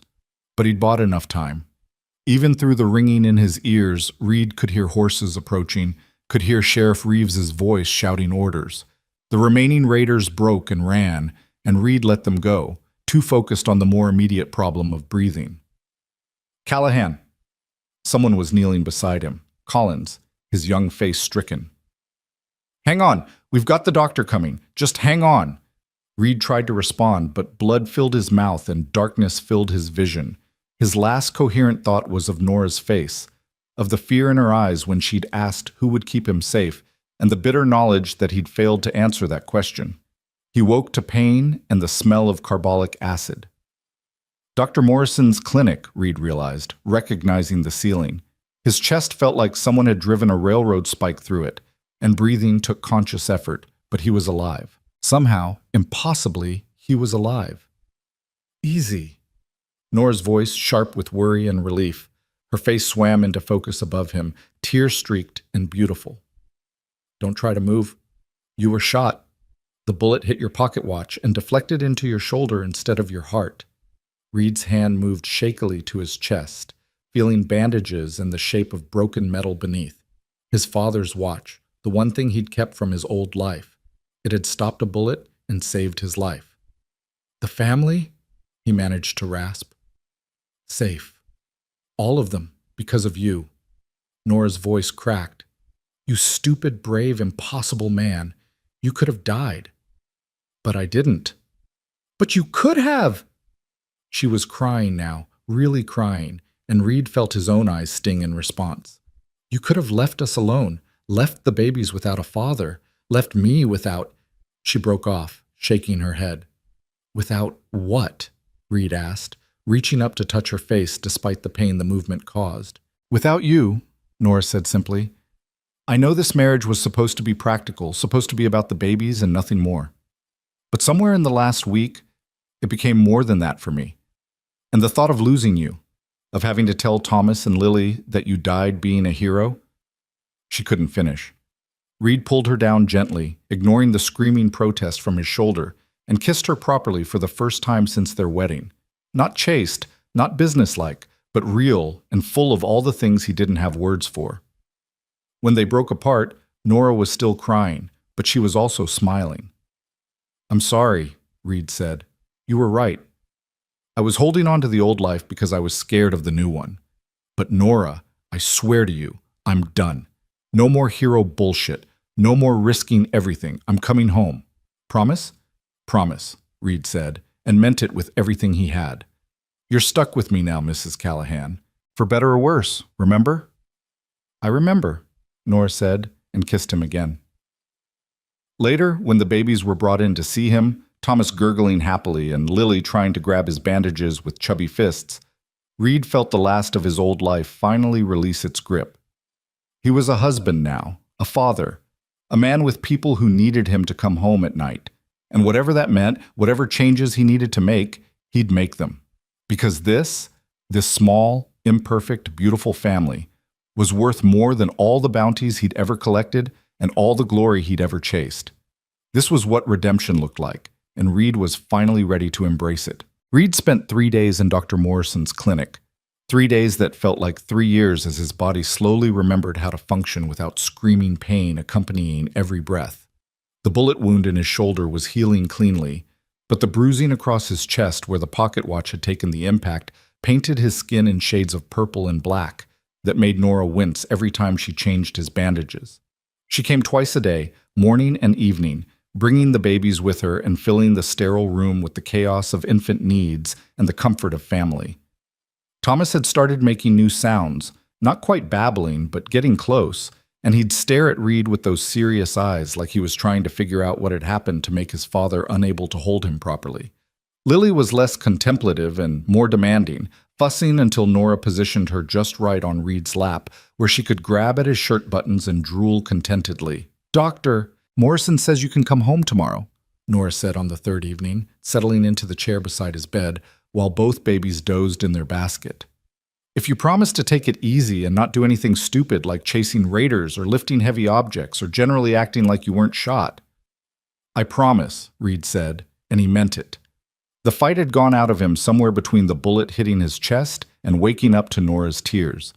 He'd proven whatever he'd needed to prove to himself in the town, and now he just wanted to go home. "How are things at the house?" "Quiet, lonely." Nora's smile was rueful. "I didn't realize how quickly I'd gotten used to having you there. The babies miss you too. Thomas keeps looking toward the door like he's waiting for you to walk through it." "I miss you all too. Miss our bed." Reed caught himself. "I mean, miss sleeping in an actual bed instead of this clinic cot." But Nora's expression had softened at his slip. "Our bed," she repeated quietly. "It's strange how natural that sounds now. How natural all of this has become, even though it's only been a couple of weeks." "Strange good or strange bad?" "Strange good," Nora said, reaching over to take his hand. "Reed, I meant what I said when you woke up. This stopped being just a practical arrangement for me. I don't know exactly when it happened, maybe when you first handed Thomas to me by the creek, or maybe when you promised to come home after the raid. But somewhere along the way, I started caring about you, really caring." Reed's throat tightened. "I care about you too. More than I thought I was capable of anymore. You and Thomas and Lily, you've given me something I didn't think I deserved, a second chance." "We've given each other that," Nora corrected. "I was just drifting before I met you, Reed, going through the motions of living without really feeling alive. But these past weeks, taking care of the babies with you, building a home together, it's reminded me what it feels like to want tomorrow to come, instead of just enduring until it does." They sat in comfortable silence for a while, hands linked, while the clinic settled into its evening rhythms around them. Dr. Morrison made his rounds, checking Reed's wounds with professional efficiency and declaring himself satisfied with the healing. Sheriff Reeves stopped by to report that the raiders had fled south and probably wouldn't be back, that the Johnson family was recovering, and that the town council had voted to make Reed's deputy position permanent if he wanted it. "I'll think about it," Reed told him, which was the truth. The shooting had clarified some things, but complicated others. He knew he couldn't go back to being a hired gun, but he wasn't sure he wanted to keep putting himself in danger either. There had to be other ways to earn a living, other skills he could learn that didn't involve violence. After Reeves left, Reed voiced these thoughts to Nora, half expecting her to be relieved that he was considering leaving law enforcement entirely. But she surprised him. "I think you should take the permanent position," she said slowly. "Not because I want you in danger, I don't and I never will. But Reed, you were good out there. The Johnsons are alive because of you. And more than that, I saw how you talked about it afterward, before the shooting. You liked the work, liked feeling useful in a way that helped people instead of hurting them. But you were terrified when I got shot." "Of course I was terrified. I'll be terrified every time you pin on that badge and ride out. But I'd rather be married to a man who's doing work that matters to him than watch you slowly die of boredom and frustration trying to be something you're not." Nora squeezed his hand.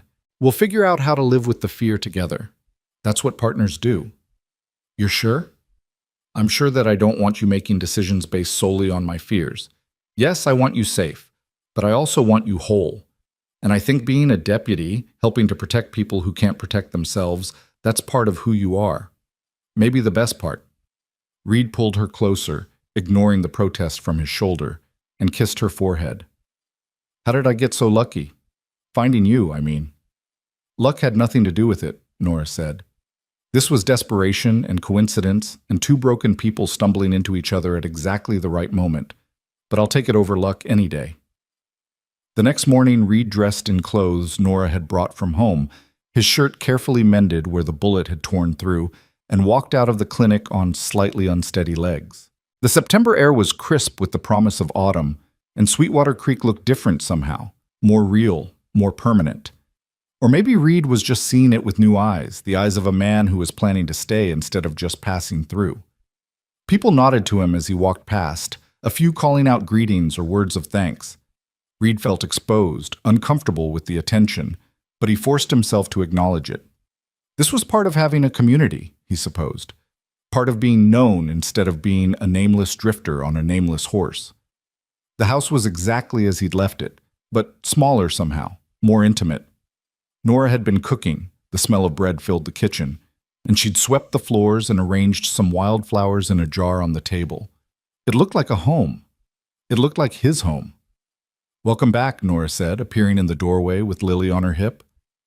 "The babies and I have been preparing for your return. Well, I've been preparing. They've mostly been making messes and demanding attention." "Sounds about right," Reed said, reaching for Lily. The baby came to him willingly, grabbing his face with sticky hands and babbling something that might have been happiness.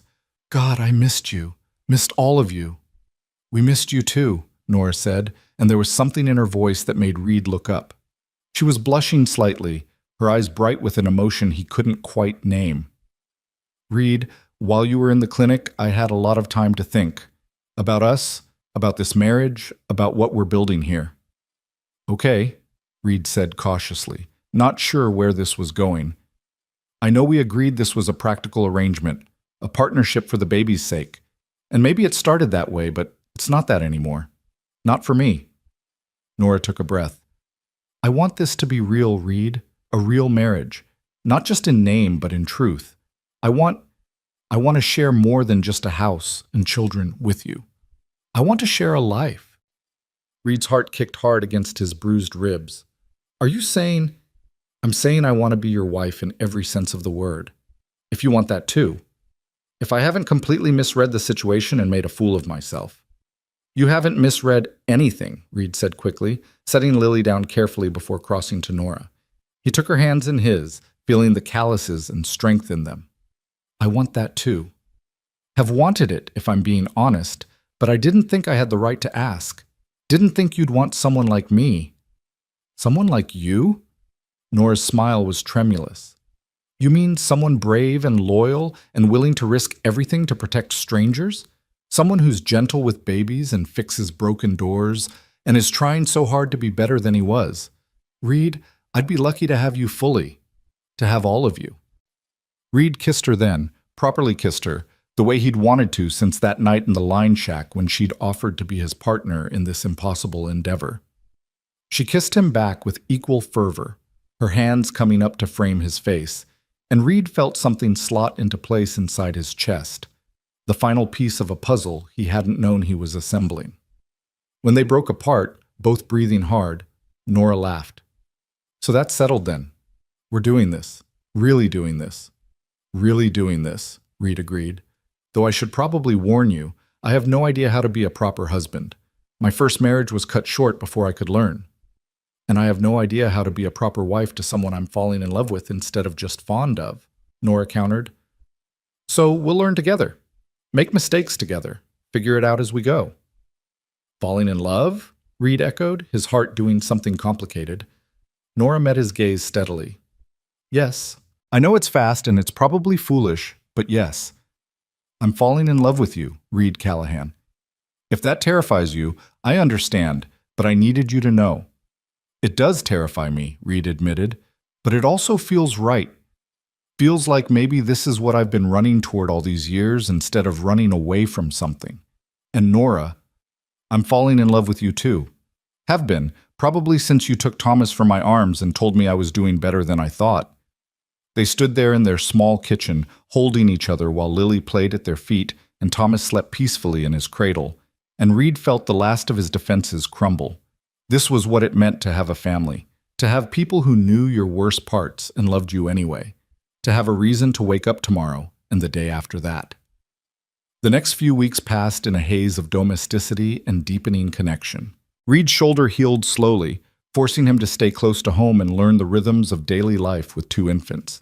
He discovered that Thomas had a stubborn streak a mile wide and would fight sleep with surprising determination, while Lily was more easygoing but had developed opinions about food that she expressed with messy enthusiasm. He also discovered that living with Nora as a true wife instead of just a partner changed everything. She'd always been affectionate with the babies, but now that affection extended to Reed.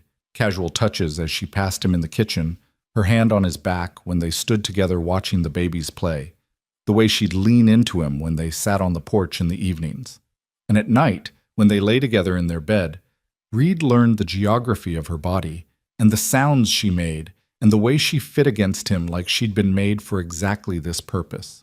"I never thought I'd have this again," he told her one night, his fingers tracing lazy patterns on her bare shoulder. "A home, a family, someone to love who loves me back. I never thought I'd have it at all," Nora replied. "David and I cared for each other, but it wasn't like this. Wasn't this consuming? Is that the right word?" "I don't know, maybe." Reed pulled her closer. "All I know is I wake up every morning grateful that you walked out of those trees beside that creek, that you didn't run when you saw what I was carrying, that you chose to stay." "Where else would I go?" Nora asked simply. "Everything I want is right here." But happiness, Reed was learning, was a fragile thing on the frontier. Just when he thought they'd found their footing, just when the future was starting to look stable and secure, the past came riding back into Sweetwater Creek with trouble in its wake. It was a Tuesday morning, 6 weeks after the shooting, when Reed was in town picking up supplies. He just left the general store, arms full of packages, when a voice called out behind him, "Reed Callahan, didn't expect to see you in this little nowhere town." Reed froze, recognition hitting him like a fist to the gut. He turned slowly to face a man he hadn't seen in 3 years, Jake Morrison, a fellow gun for hire who'd worked some of the same jobs Reed had back when his conscience was quieter and his aims less discriminating. "Jake," Reed said neutrally, setting down his packages carefully. His hand didn't move toward his gun, but the possibility hung in the air between them. "What brings you to Sweetwater Creek?" "You, actually." Jake's smile was cold. "Word's gotten around that you've gone soft. Settled down, got yourself a wife and kids, playing at being respectable. Some of the old crew wanted to see if it was true."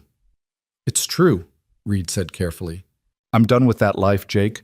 Done with the killing and the drifting. I've found something better here." "Better?" Jake laughed, but there was no humor in it. "Reed, you were the best, fastest gun I ever saw, and you're telling me you'd rather play house in this dust trap than make real money?" "That's exactly what I'm telling you. Now, if you'll excuse me, I need to get home. My wife's expecting me." He moved to pick up his packages, but Jake's hand shot out, gripping his arm. "Not so fast. See, there's a job, big one, and the boss specifically asked for you. Said no one else could handle it." "Tell your boss I'm not interested."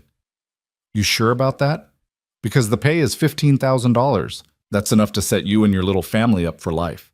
Nice house, fancy things, all the security you could want." Reed felt temptation whisper in his ear. 15,000 was more money than he'd ever seen in one place.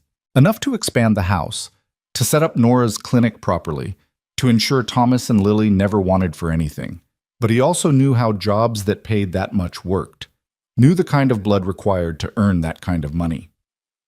"I said no," Reed repeated firmly, pulling his arm free. "I'm not that man anymore, Jake. Find someone else." Jake's expression hardened. "You don't understand. This isn't an invitation, Reed. It's an obligation.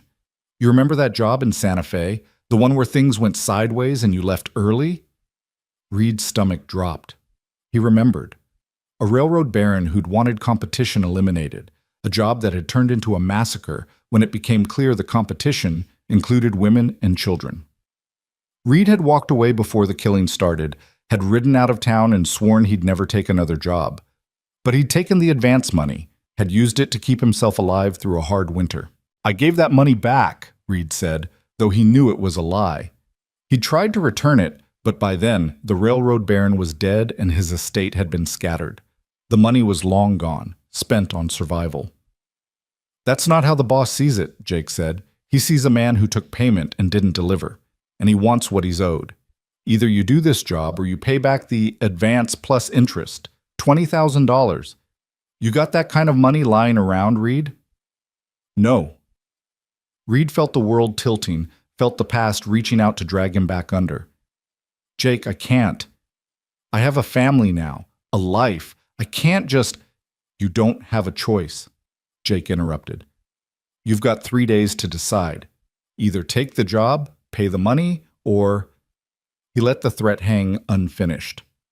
Be a shame if something happened to that pretty wife of yours, or those babies. Awful dangerous, the frontier.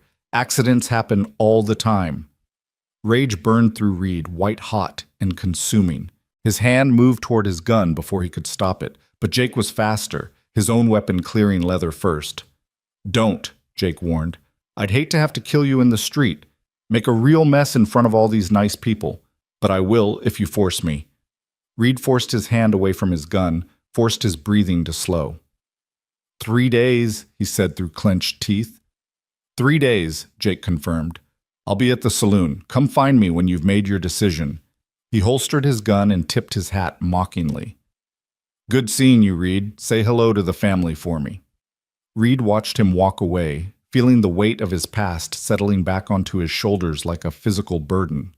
For a moment, he'd thought he could escape it, thought he could become someone new, someone better. But the frontier didn't forgive debts, and it didn't forget sins. And now his family was going to pay the price for his foolish belief in redemption. He gathered his packages mechanically and walked home in a daze. Nora was in the kitchen, Thomas in her arms while Lily played with wooden blocks on the floor. She looked up when he entered, her smile fading immediately when she saw his face. Reed, what's wrong? He set down the packages carefully, then pulled out a chair and sat down heavily. We need to talk. Nora settled Thomas in his cradle and came to sit across from him, her expression shifting from concern to fear. You're scaring me. What happened? So Reed told her.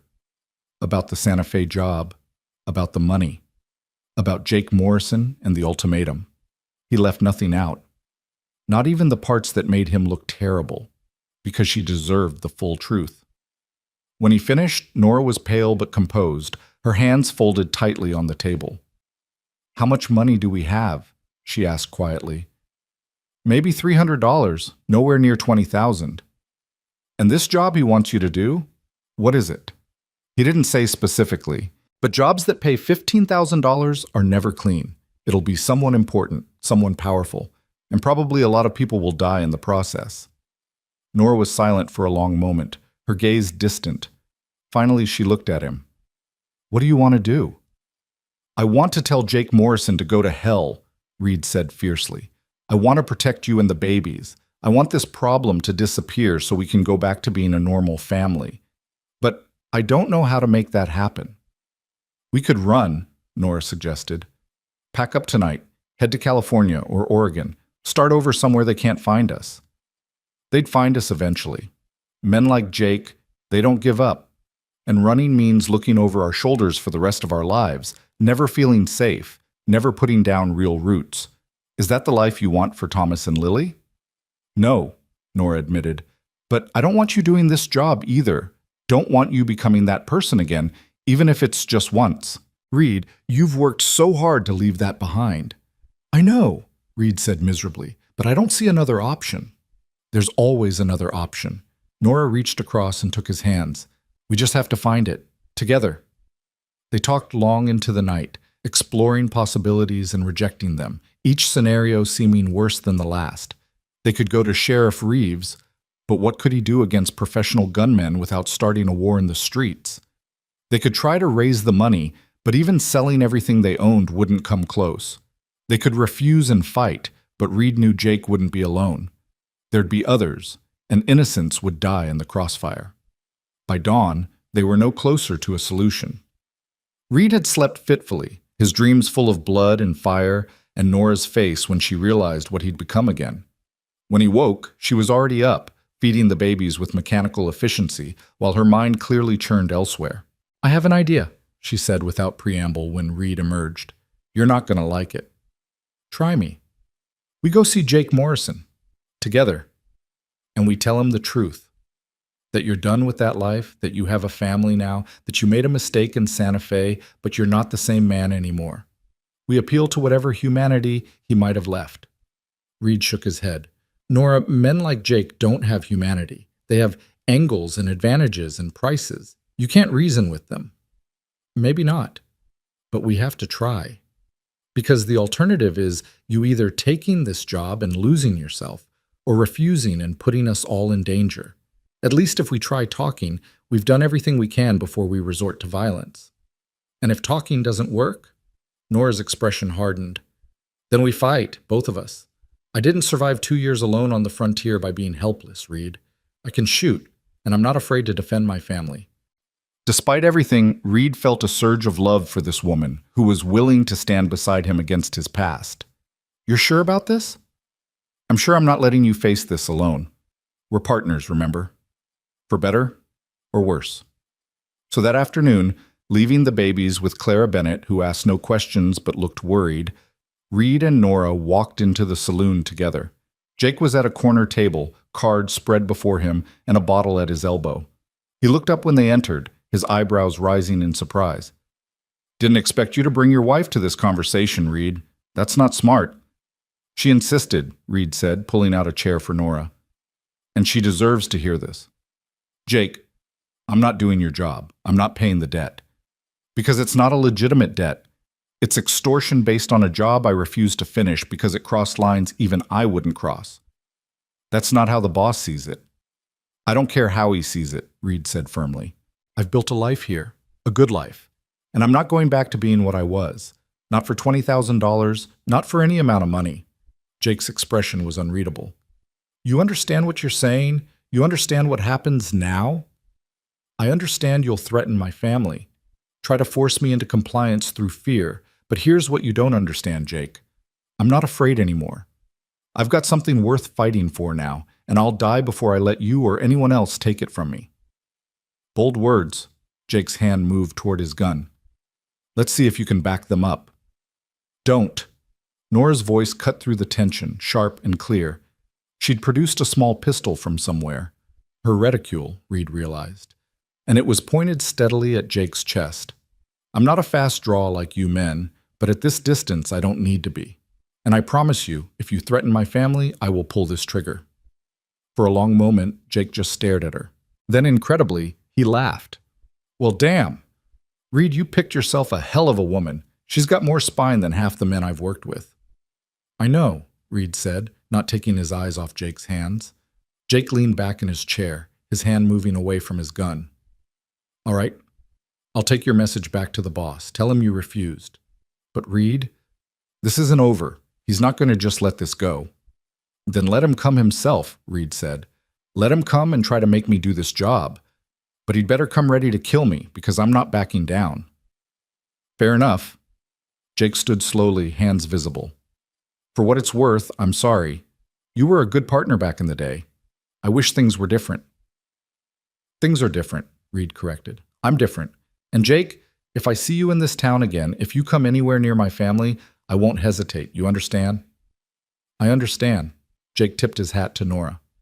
Ma'am, you take care of him. He's one of the good ones, even if he doesn't always believe it. Then he was gone, walking out of the saloon and leaving Reed and Nora alone with the bartender and a handful of afternoon drinkers who were all studiously pretending they hadn't witnessed the exchange. Reed let out a breath he didn't know he'd been holding. That was either the bravest or stupidest thing we've ever done. Probably both, Nora agreed, tucking her pistol away. But Reed, we did it together. We faced down your past together, and we're still standing. For now, Reed said grimly. But Jake was right. This isn't over. His boss won't just let it go. We've bought ourselves time, nothing more. Then we'll use that time, Nora said firmly. We'll prepare. We'll make sure the house is secure, that we have weapons and supplies. We'll talk to Sheriff Reeves, let him know there might be trouble. And we'll keep living our lives, Reed, because if we let fear control us, then they've already won. She was right. Reed knew she was right. But walking home through the afternoon sunshine, knowing that somewhere out there, dangerous men were making plans that involved his family, Reed felt the weight of his past like never before. He thought he could escape it. thought he could become someone new. But maybe some sins were too large to ever be forgiven. Maybe some debts could never be repaid. That night, as they lay in bed with the baby sleeping nearby, Nora curled against him and whispered, "Whatever happens, we face it together. Promise me." "I promise," Reed said, holding her close. "Together." But in the darkness, he made another promise to himself. If it came down to it, if there was no other way to keep his family safe, he would do whatever was necessary, even if it meant becoming the monster he'd worked so hard to leave behind, even if it meant losing himself completely, because some things were worth any price. And the woman in his arms and the children breathing softly in their cradles were worth everything. 3 days passed like 3 lifetimes. Reed walked through each hour with hypervigilance that had served him well in his old life, scanning faces on the street, listening for unusual sounds, his hand never far from his gun. He'd talked to Sheriff Reeves, laying out the situation with brutal honesty, and the older man had promised to keep extra deputies on patrol. But they both knew that if serious trouble came, Sweetwater Creek's small force wouldn't be enough to stop it. Nora moved through those same days with a calm determination that Reed found both admirable and terrifying. She'd hidden weapons throughout the house, a rifle behind the kitchen door, a pistol in the bedroom, another in the drawer where she kept the baby's clothes. She'd stocked extra supplies and water, and she'd taught Reed how to get the babies out through the back window quickly if they needed to run. All of this she did while maintaining her normal routine, seeing patients, caring for Thomas and Lily, cooking meals like the world wasn't potentially about to crash down around them. "You're handling this better than I am," Reed said on the third night, watching her rock Lily to sleep with the same gentle patience she always showed. "I'm not handling it better," Nora corrected quietly. "I'm just better at hiding how terrified I am. Inside, Reed, I'm screaming, but Thomas and Lily need us to be calm, to be steady, so that's what I'm being." "I'm sorry," Reed said for what felt like the 100th time. "I'm so damn sorry I brought this into our lives." "Stop apologizing. We've been over this. You made mistakes before we met, yes. But you're not that person anymore, and I refuse to let your past define our future." Nora looked up at him, her eyes fierce in the lamplight. "Whatever happens, Reed, we face it together. That hasn't changed." What happened came on the 4th day, just after dawn, when the sky was still painted in shades of pink and gold. Reed was outside checking on the horses when he heard the riders coming. Too many horses, moving too fast for a casual morning ride. He dropped the bucket he'd been holding and ran for the house, his heart already hammering. "Nora!" he called, bursting through the door. "Get the babies and get in the back room, now!" She didn't question him, didn't waste time asking why. She just scooped up Thomas and grabbed Lily, moving toward the bedroom with quick efficiency. Reed was checking his weapons when the riders pulled up outside. 5 of them, maybe 6, all armed and moving with the practiced coordination of men who'd done violence together before. The knock on the door was almost polite. Almost. "Reed Callahan," a voice called. "We need to talk." Reed recognized the voice. Not Jake Morrison, but someone older, rougher. Someone who carried authority the way other men carried guns. This would be the boss then. The man Jake had warned him about. "Talk from out there," Reed called back. "You've got no business in my home." "I think I do, considering you owe me $20,000. "I don't owe you anything. The job was dirty, and I walked away. That's not a debt. That's conscience." The man outside laughed, but there was no humor in it. "Conscience? That's rich coming from you, Callahan. I know what you've done, the men you've killed, the lives you've destroyed for money. And now you want to play at being respectable because you've got a wife and some babies? That's not how this works." "Then how does it work?"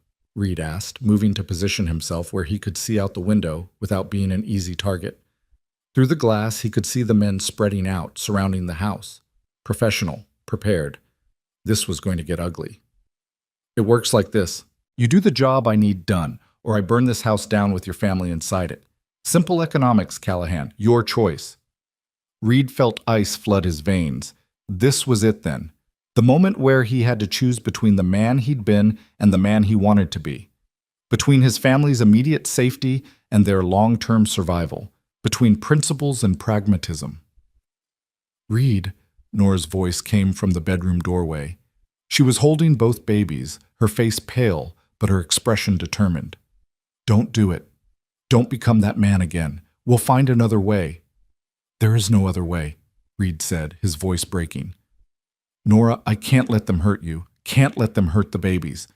If I have to damn myself to keep you safe, that's a price I'll pay. And then what? Nora demanded, moving closer despite the danger.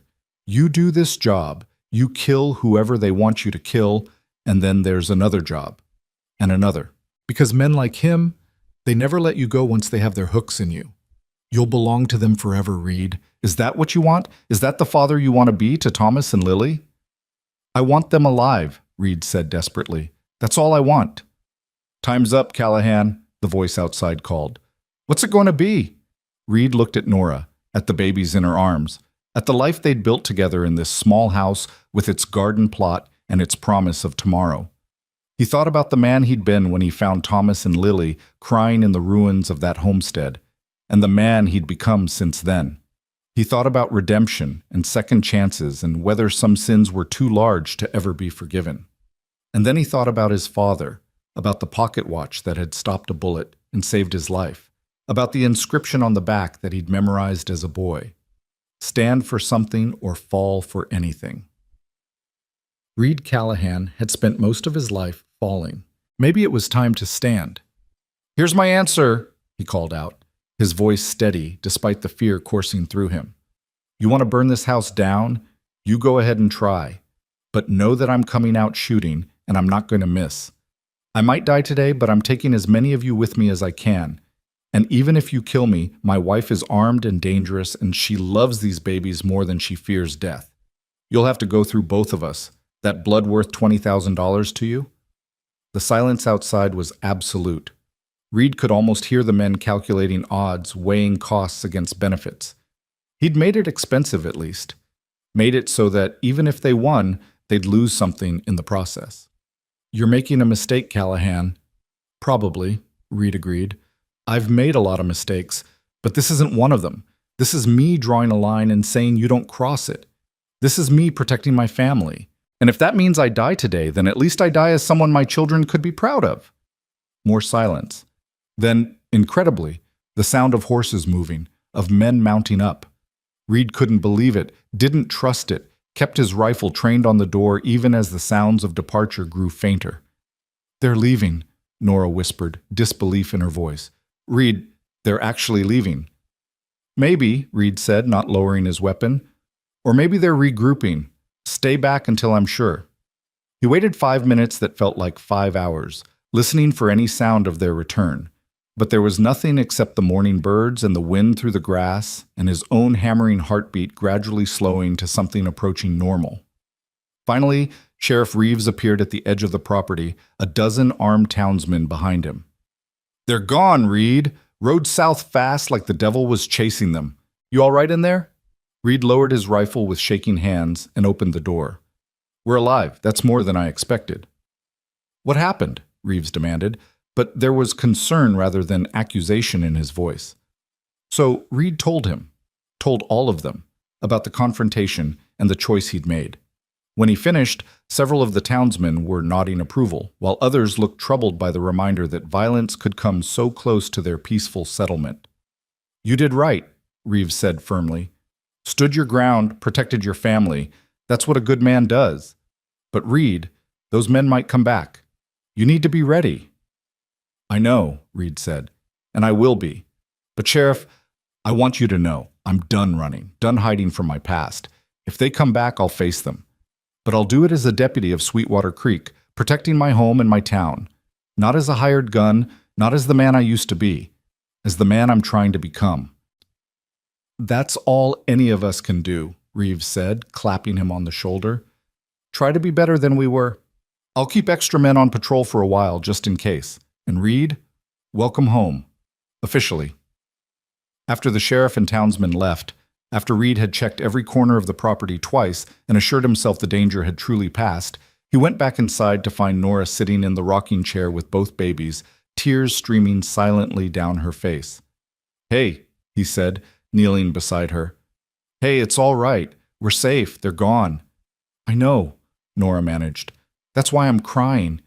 Reed, I was so sure we were going to die today. Sure, I was going to lose you, but you stood up to them. You chose us. You chose to be the man I fell in love with instead of the man they wanted you to be. There was never really a choice, Reed said, wiping her tears with his thumb. Not once I looked at you and these babies. I'd rather die protecting you than live as someone who'd sold his soul to keep breathing. That's terrifyingly romantic, Nora said with a watery laugh. You do realize that, right? I've been told I'm not great with words, Reed admitted. But I mean them, Nora, everyone. You and Thomas and Lily, you're my second chance, my redemption.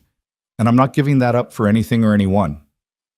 They held each other there in the morning light, their family complete and safe, and together, and Reed felt something settle in his chest that he hadn't even realized was still unsettled. He'd faced down his past and won.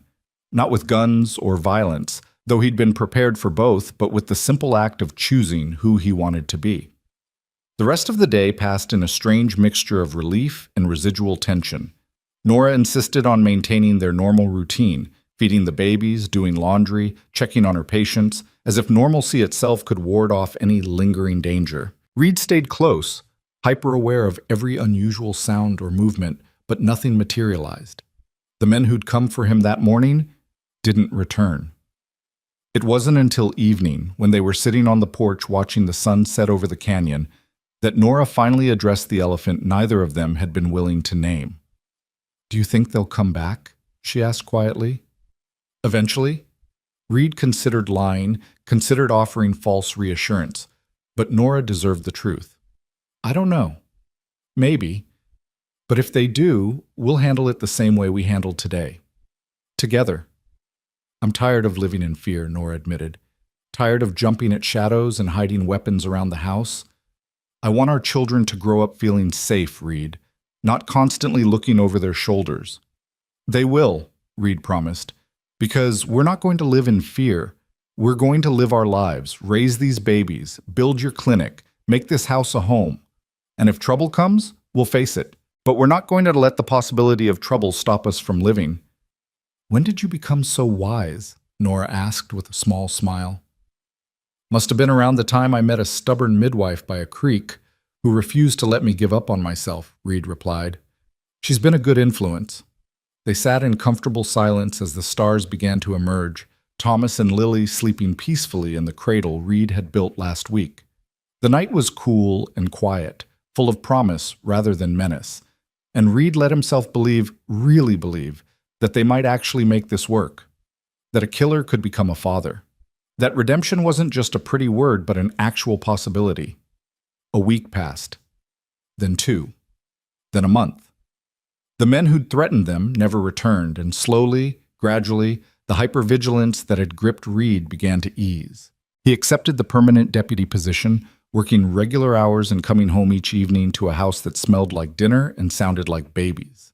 Nora's practice grew as women in town learned to trust her skill and discretion. Thomas learned to roll over and grab his toes. Lily discovered she could make sounds that weren't crying and delighted in practicing them at all hours. Life, in other words, became normal. Blessedly, wonderfully, impossibly normal. I can't believe it's been almost 3 months, Nora said one evening as they prepared for bed, since we found each other by that creek, since this whole crazy journey started. Feels like longer, Reed said, pulling off his boots. Feels like I've always known you. That's either very romantic or very concerning, Nora teased. I haven't decided which. Can it be both? With you, it usually is. She came to sit beside him on the bed, her hand finding his. Reed, I want to ask you something, and I want you to be honest. All right, Reed said cautiously. Are you happy? Really happy? Because I know this life, domesticity and babies and being tied down, it's not what you chose originally. It's what circumstances forced on you. And I need to know if you resent it. Resent us. Reed turned to face her fully, taking both her hands in his. Nora Avery Callahan, I have never been happier in my entire life.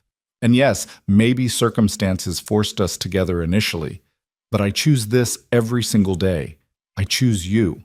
I choose Thomas and Lily. I choose this house and this town and this life we're building. Not because I have to, but because I want to. Because this is everything I never knew I needed. You're sure? I'm sure, Reed said firmly. Are you happy? Because I know you signed up to help with two orphaned babies, not to marry a man with a dangerous past and questionable prospects. I'm happier than I ever imagined I could be, Nora said. David was a good man, and I cared for him. But Reed, what we have, it's different. It's deeper. It's the kind of love that poets write about, and I never believed actually existed. We're quite a pair, Reed said with a soft laugh. Two broken people who stumbled into each other at exactly the right moment and somehow made something beautiful out of all our broken pieces. The best things are made from broken pieces, Nora replied. They're stronger for having been shattered and rebuilt. They made love that night with a tenderness that spoke of deep connection rather than just physical need, and afterward, lying tangled together while the babies slept nearby, Reed felt a peace he'd never experienced before.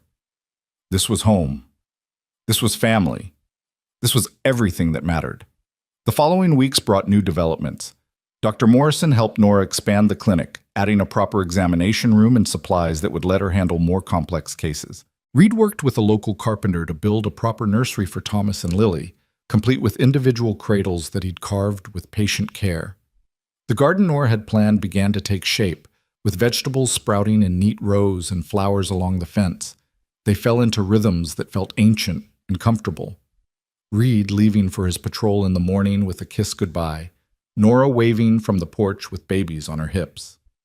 Dinner together every evening, talking about their days while Thomas and Lily provided chaotic commentary from their high chairs.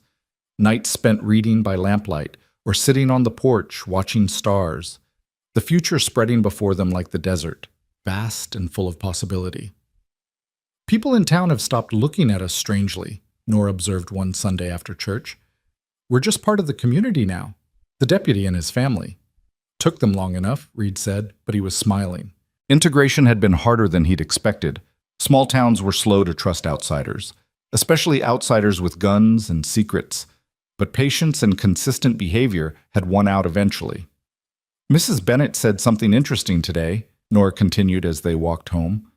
She said she'd never seen someone change as completely as you have. Said most men are who they are and no amount of good intention changes that. But you're different. I had good motivation, Reed said, adjusting Thomas on his shoulder, and a good teacher. You showed me what was possible, Nora.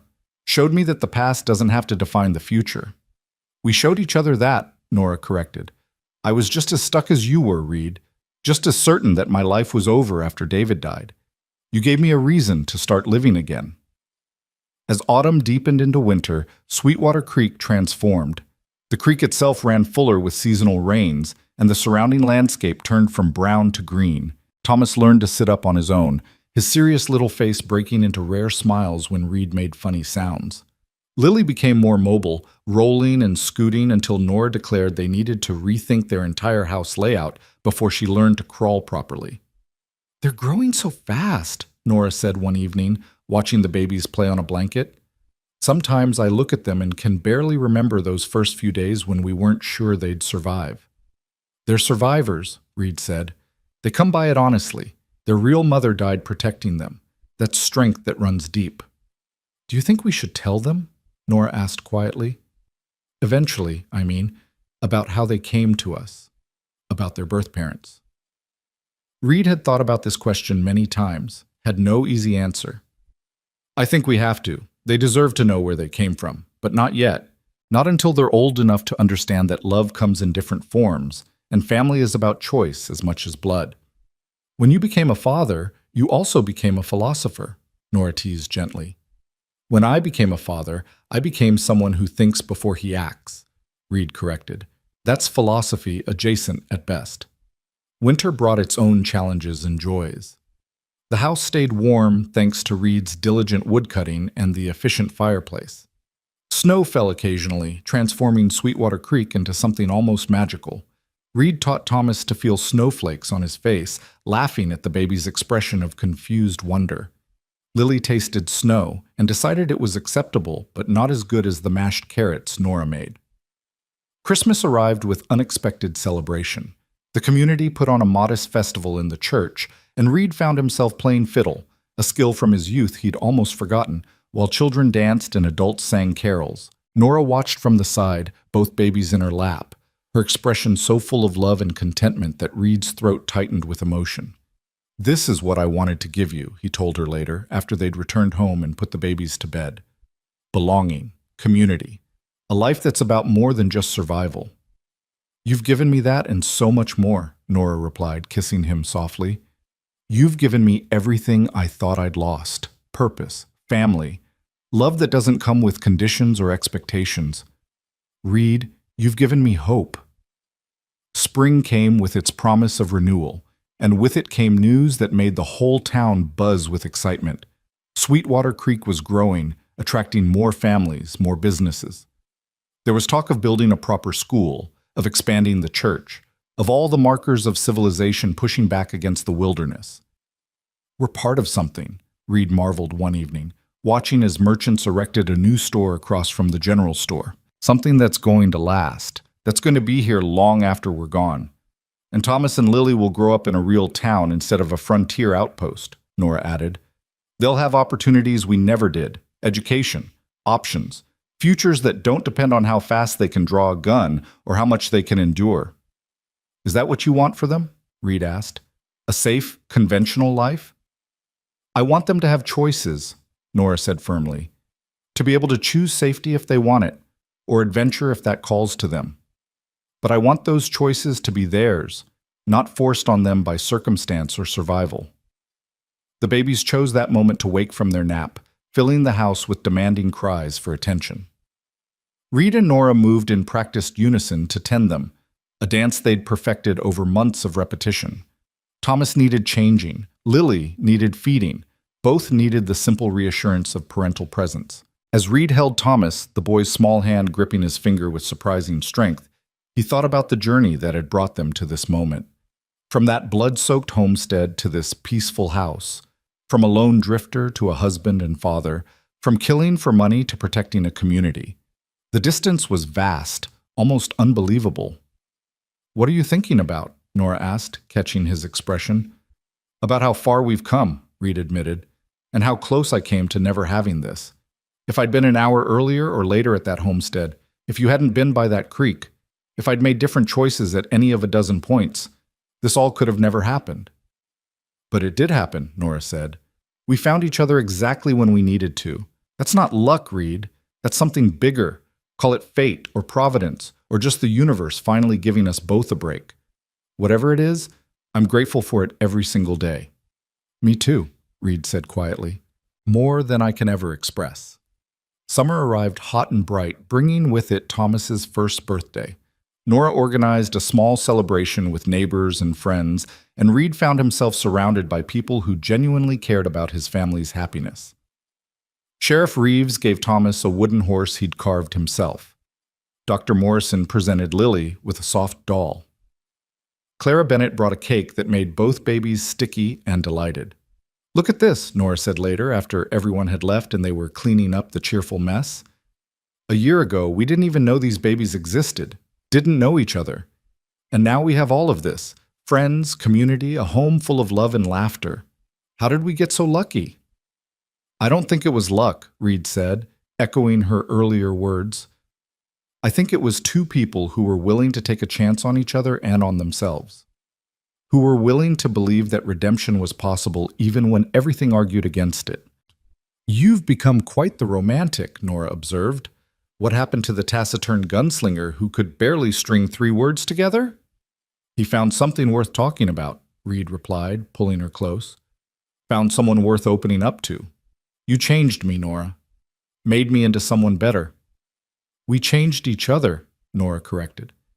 "That's how the best relationships work. Both people becoming more than they were because they found each other."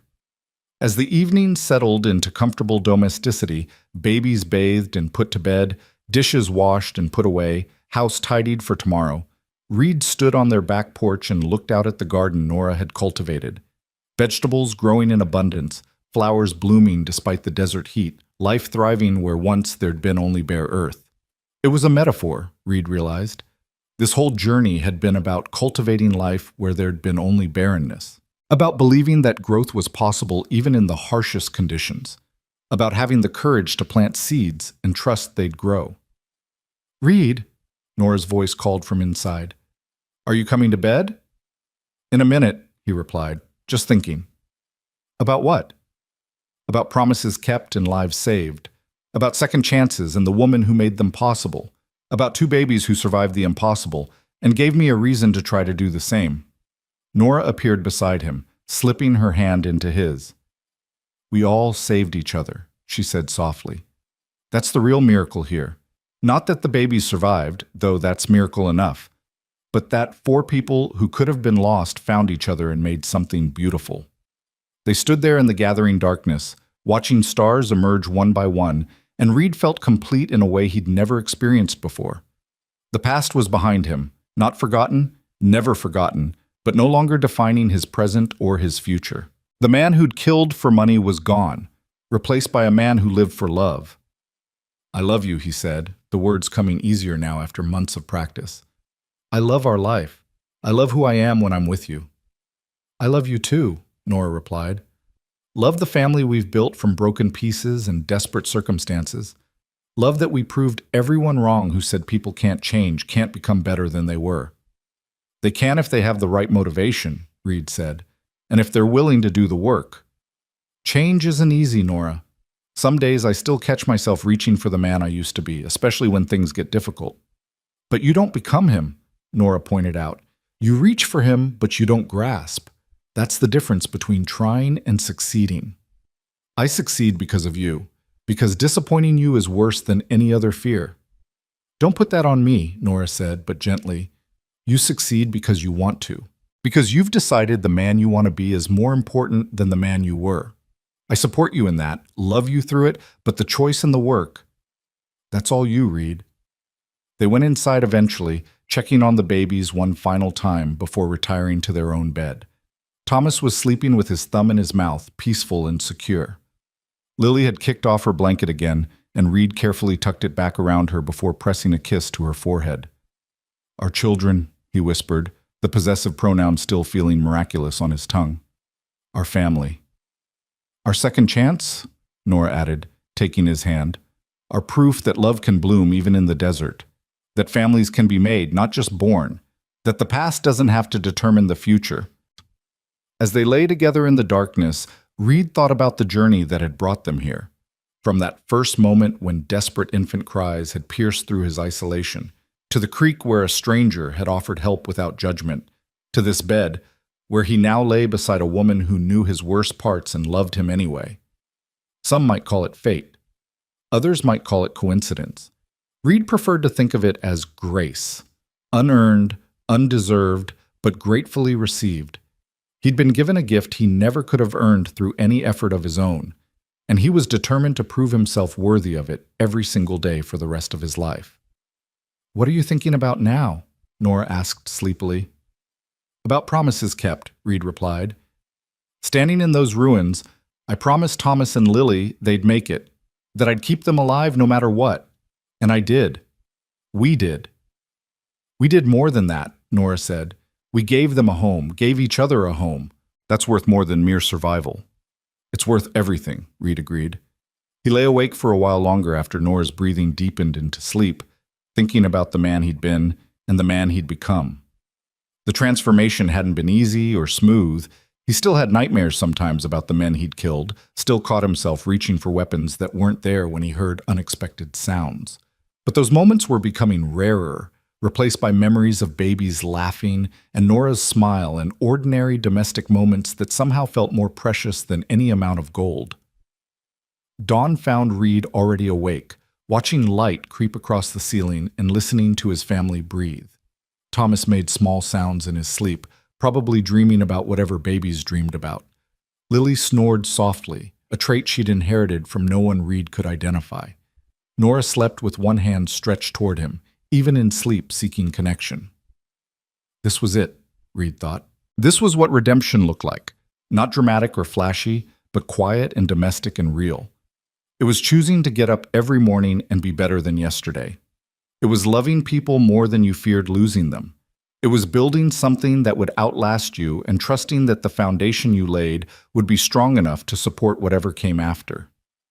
The babies woke with their usual morning demands, and Reed rose to tend them while Nora slept a few minutes longer.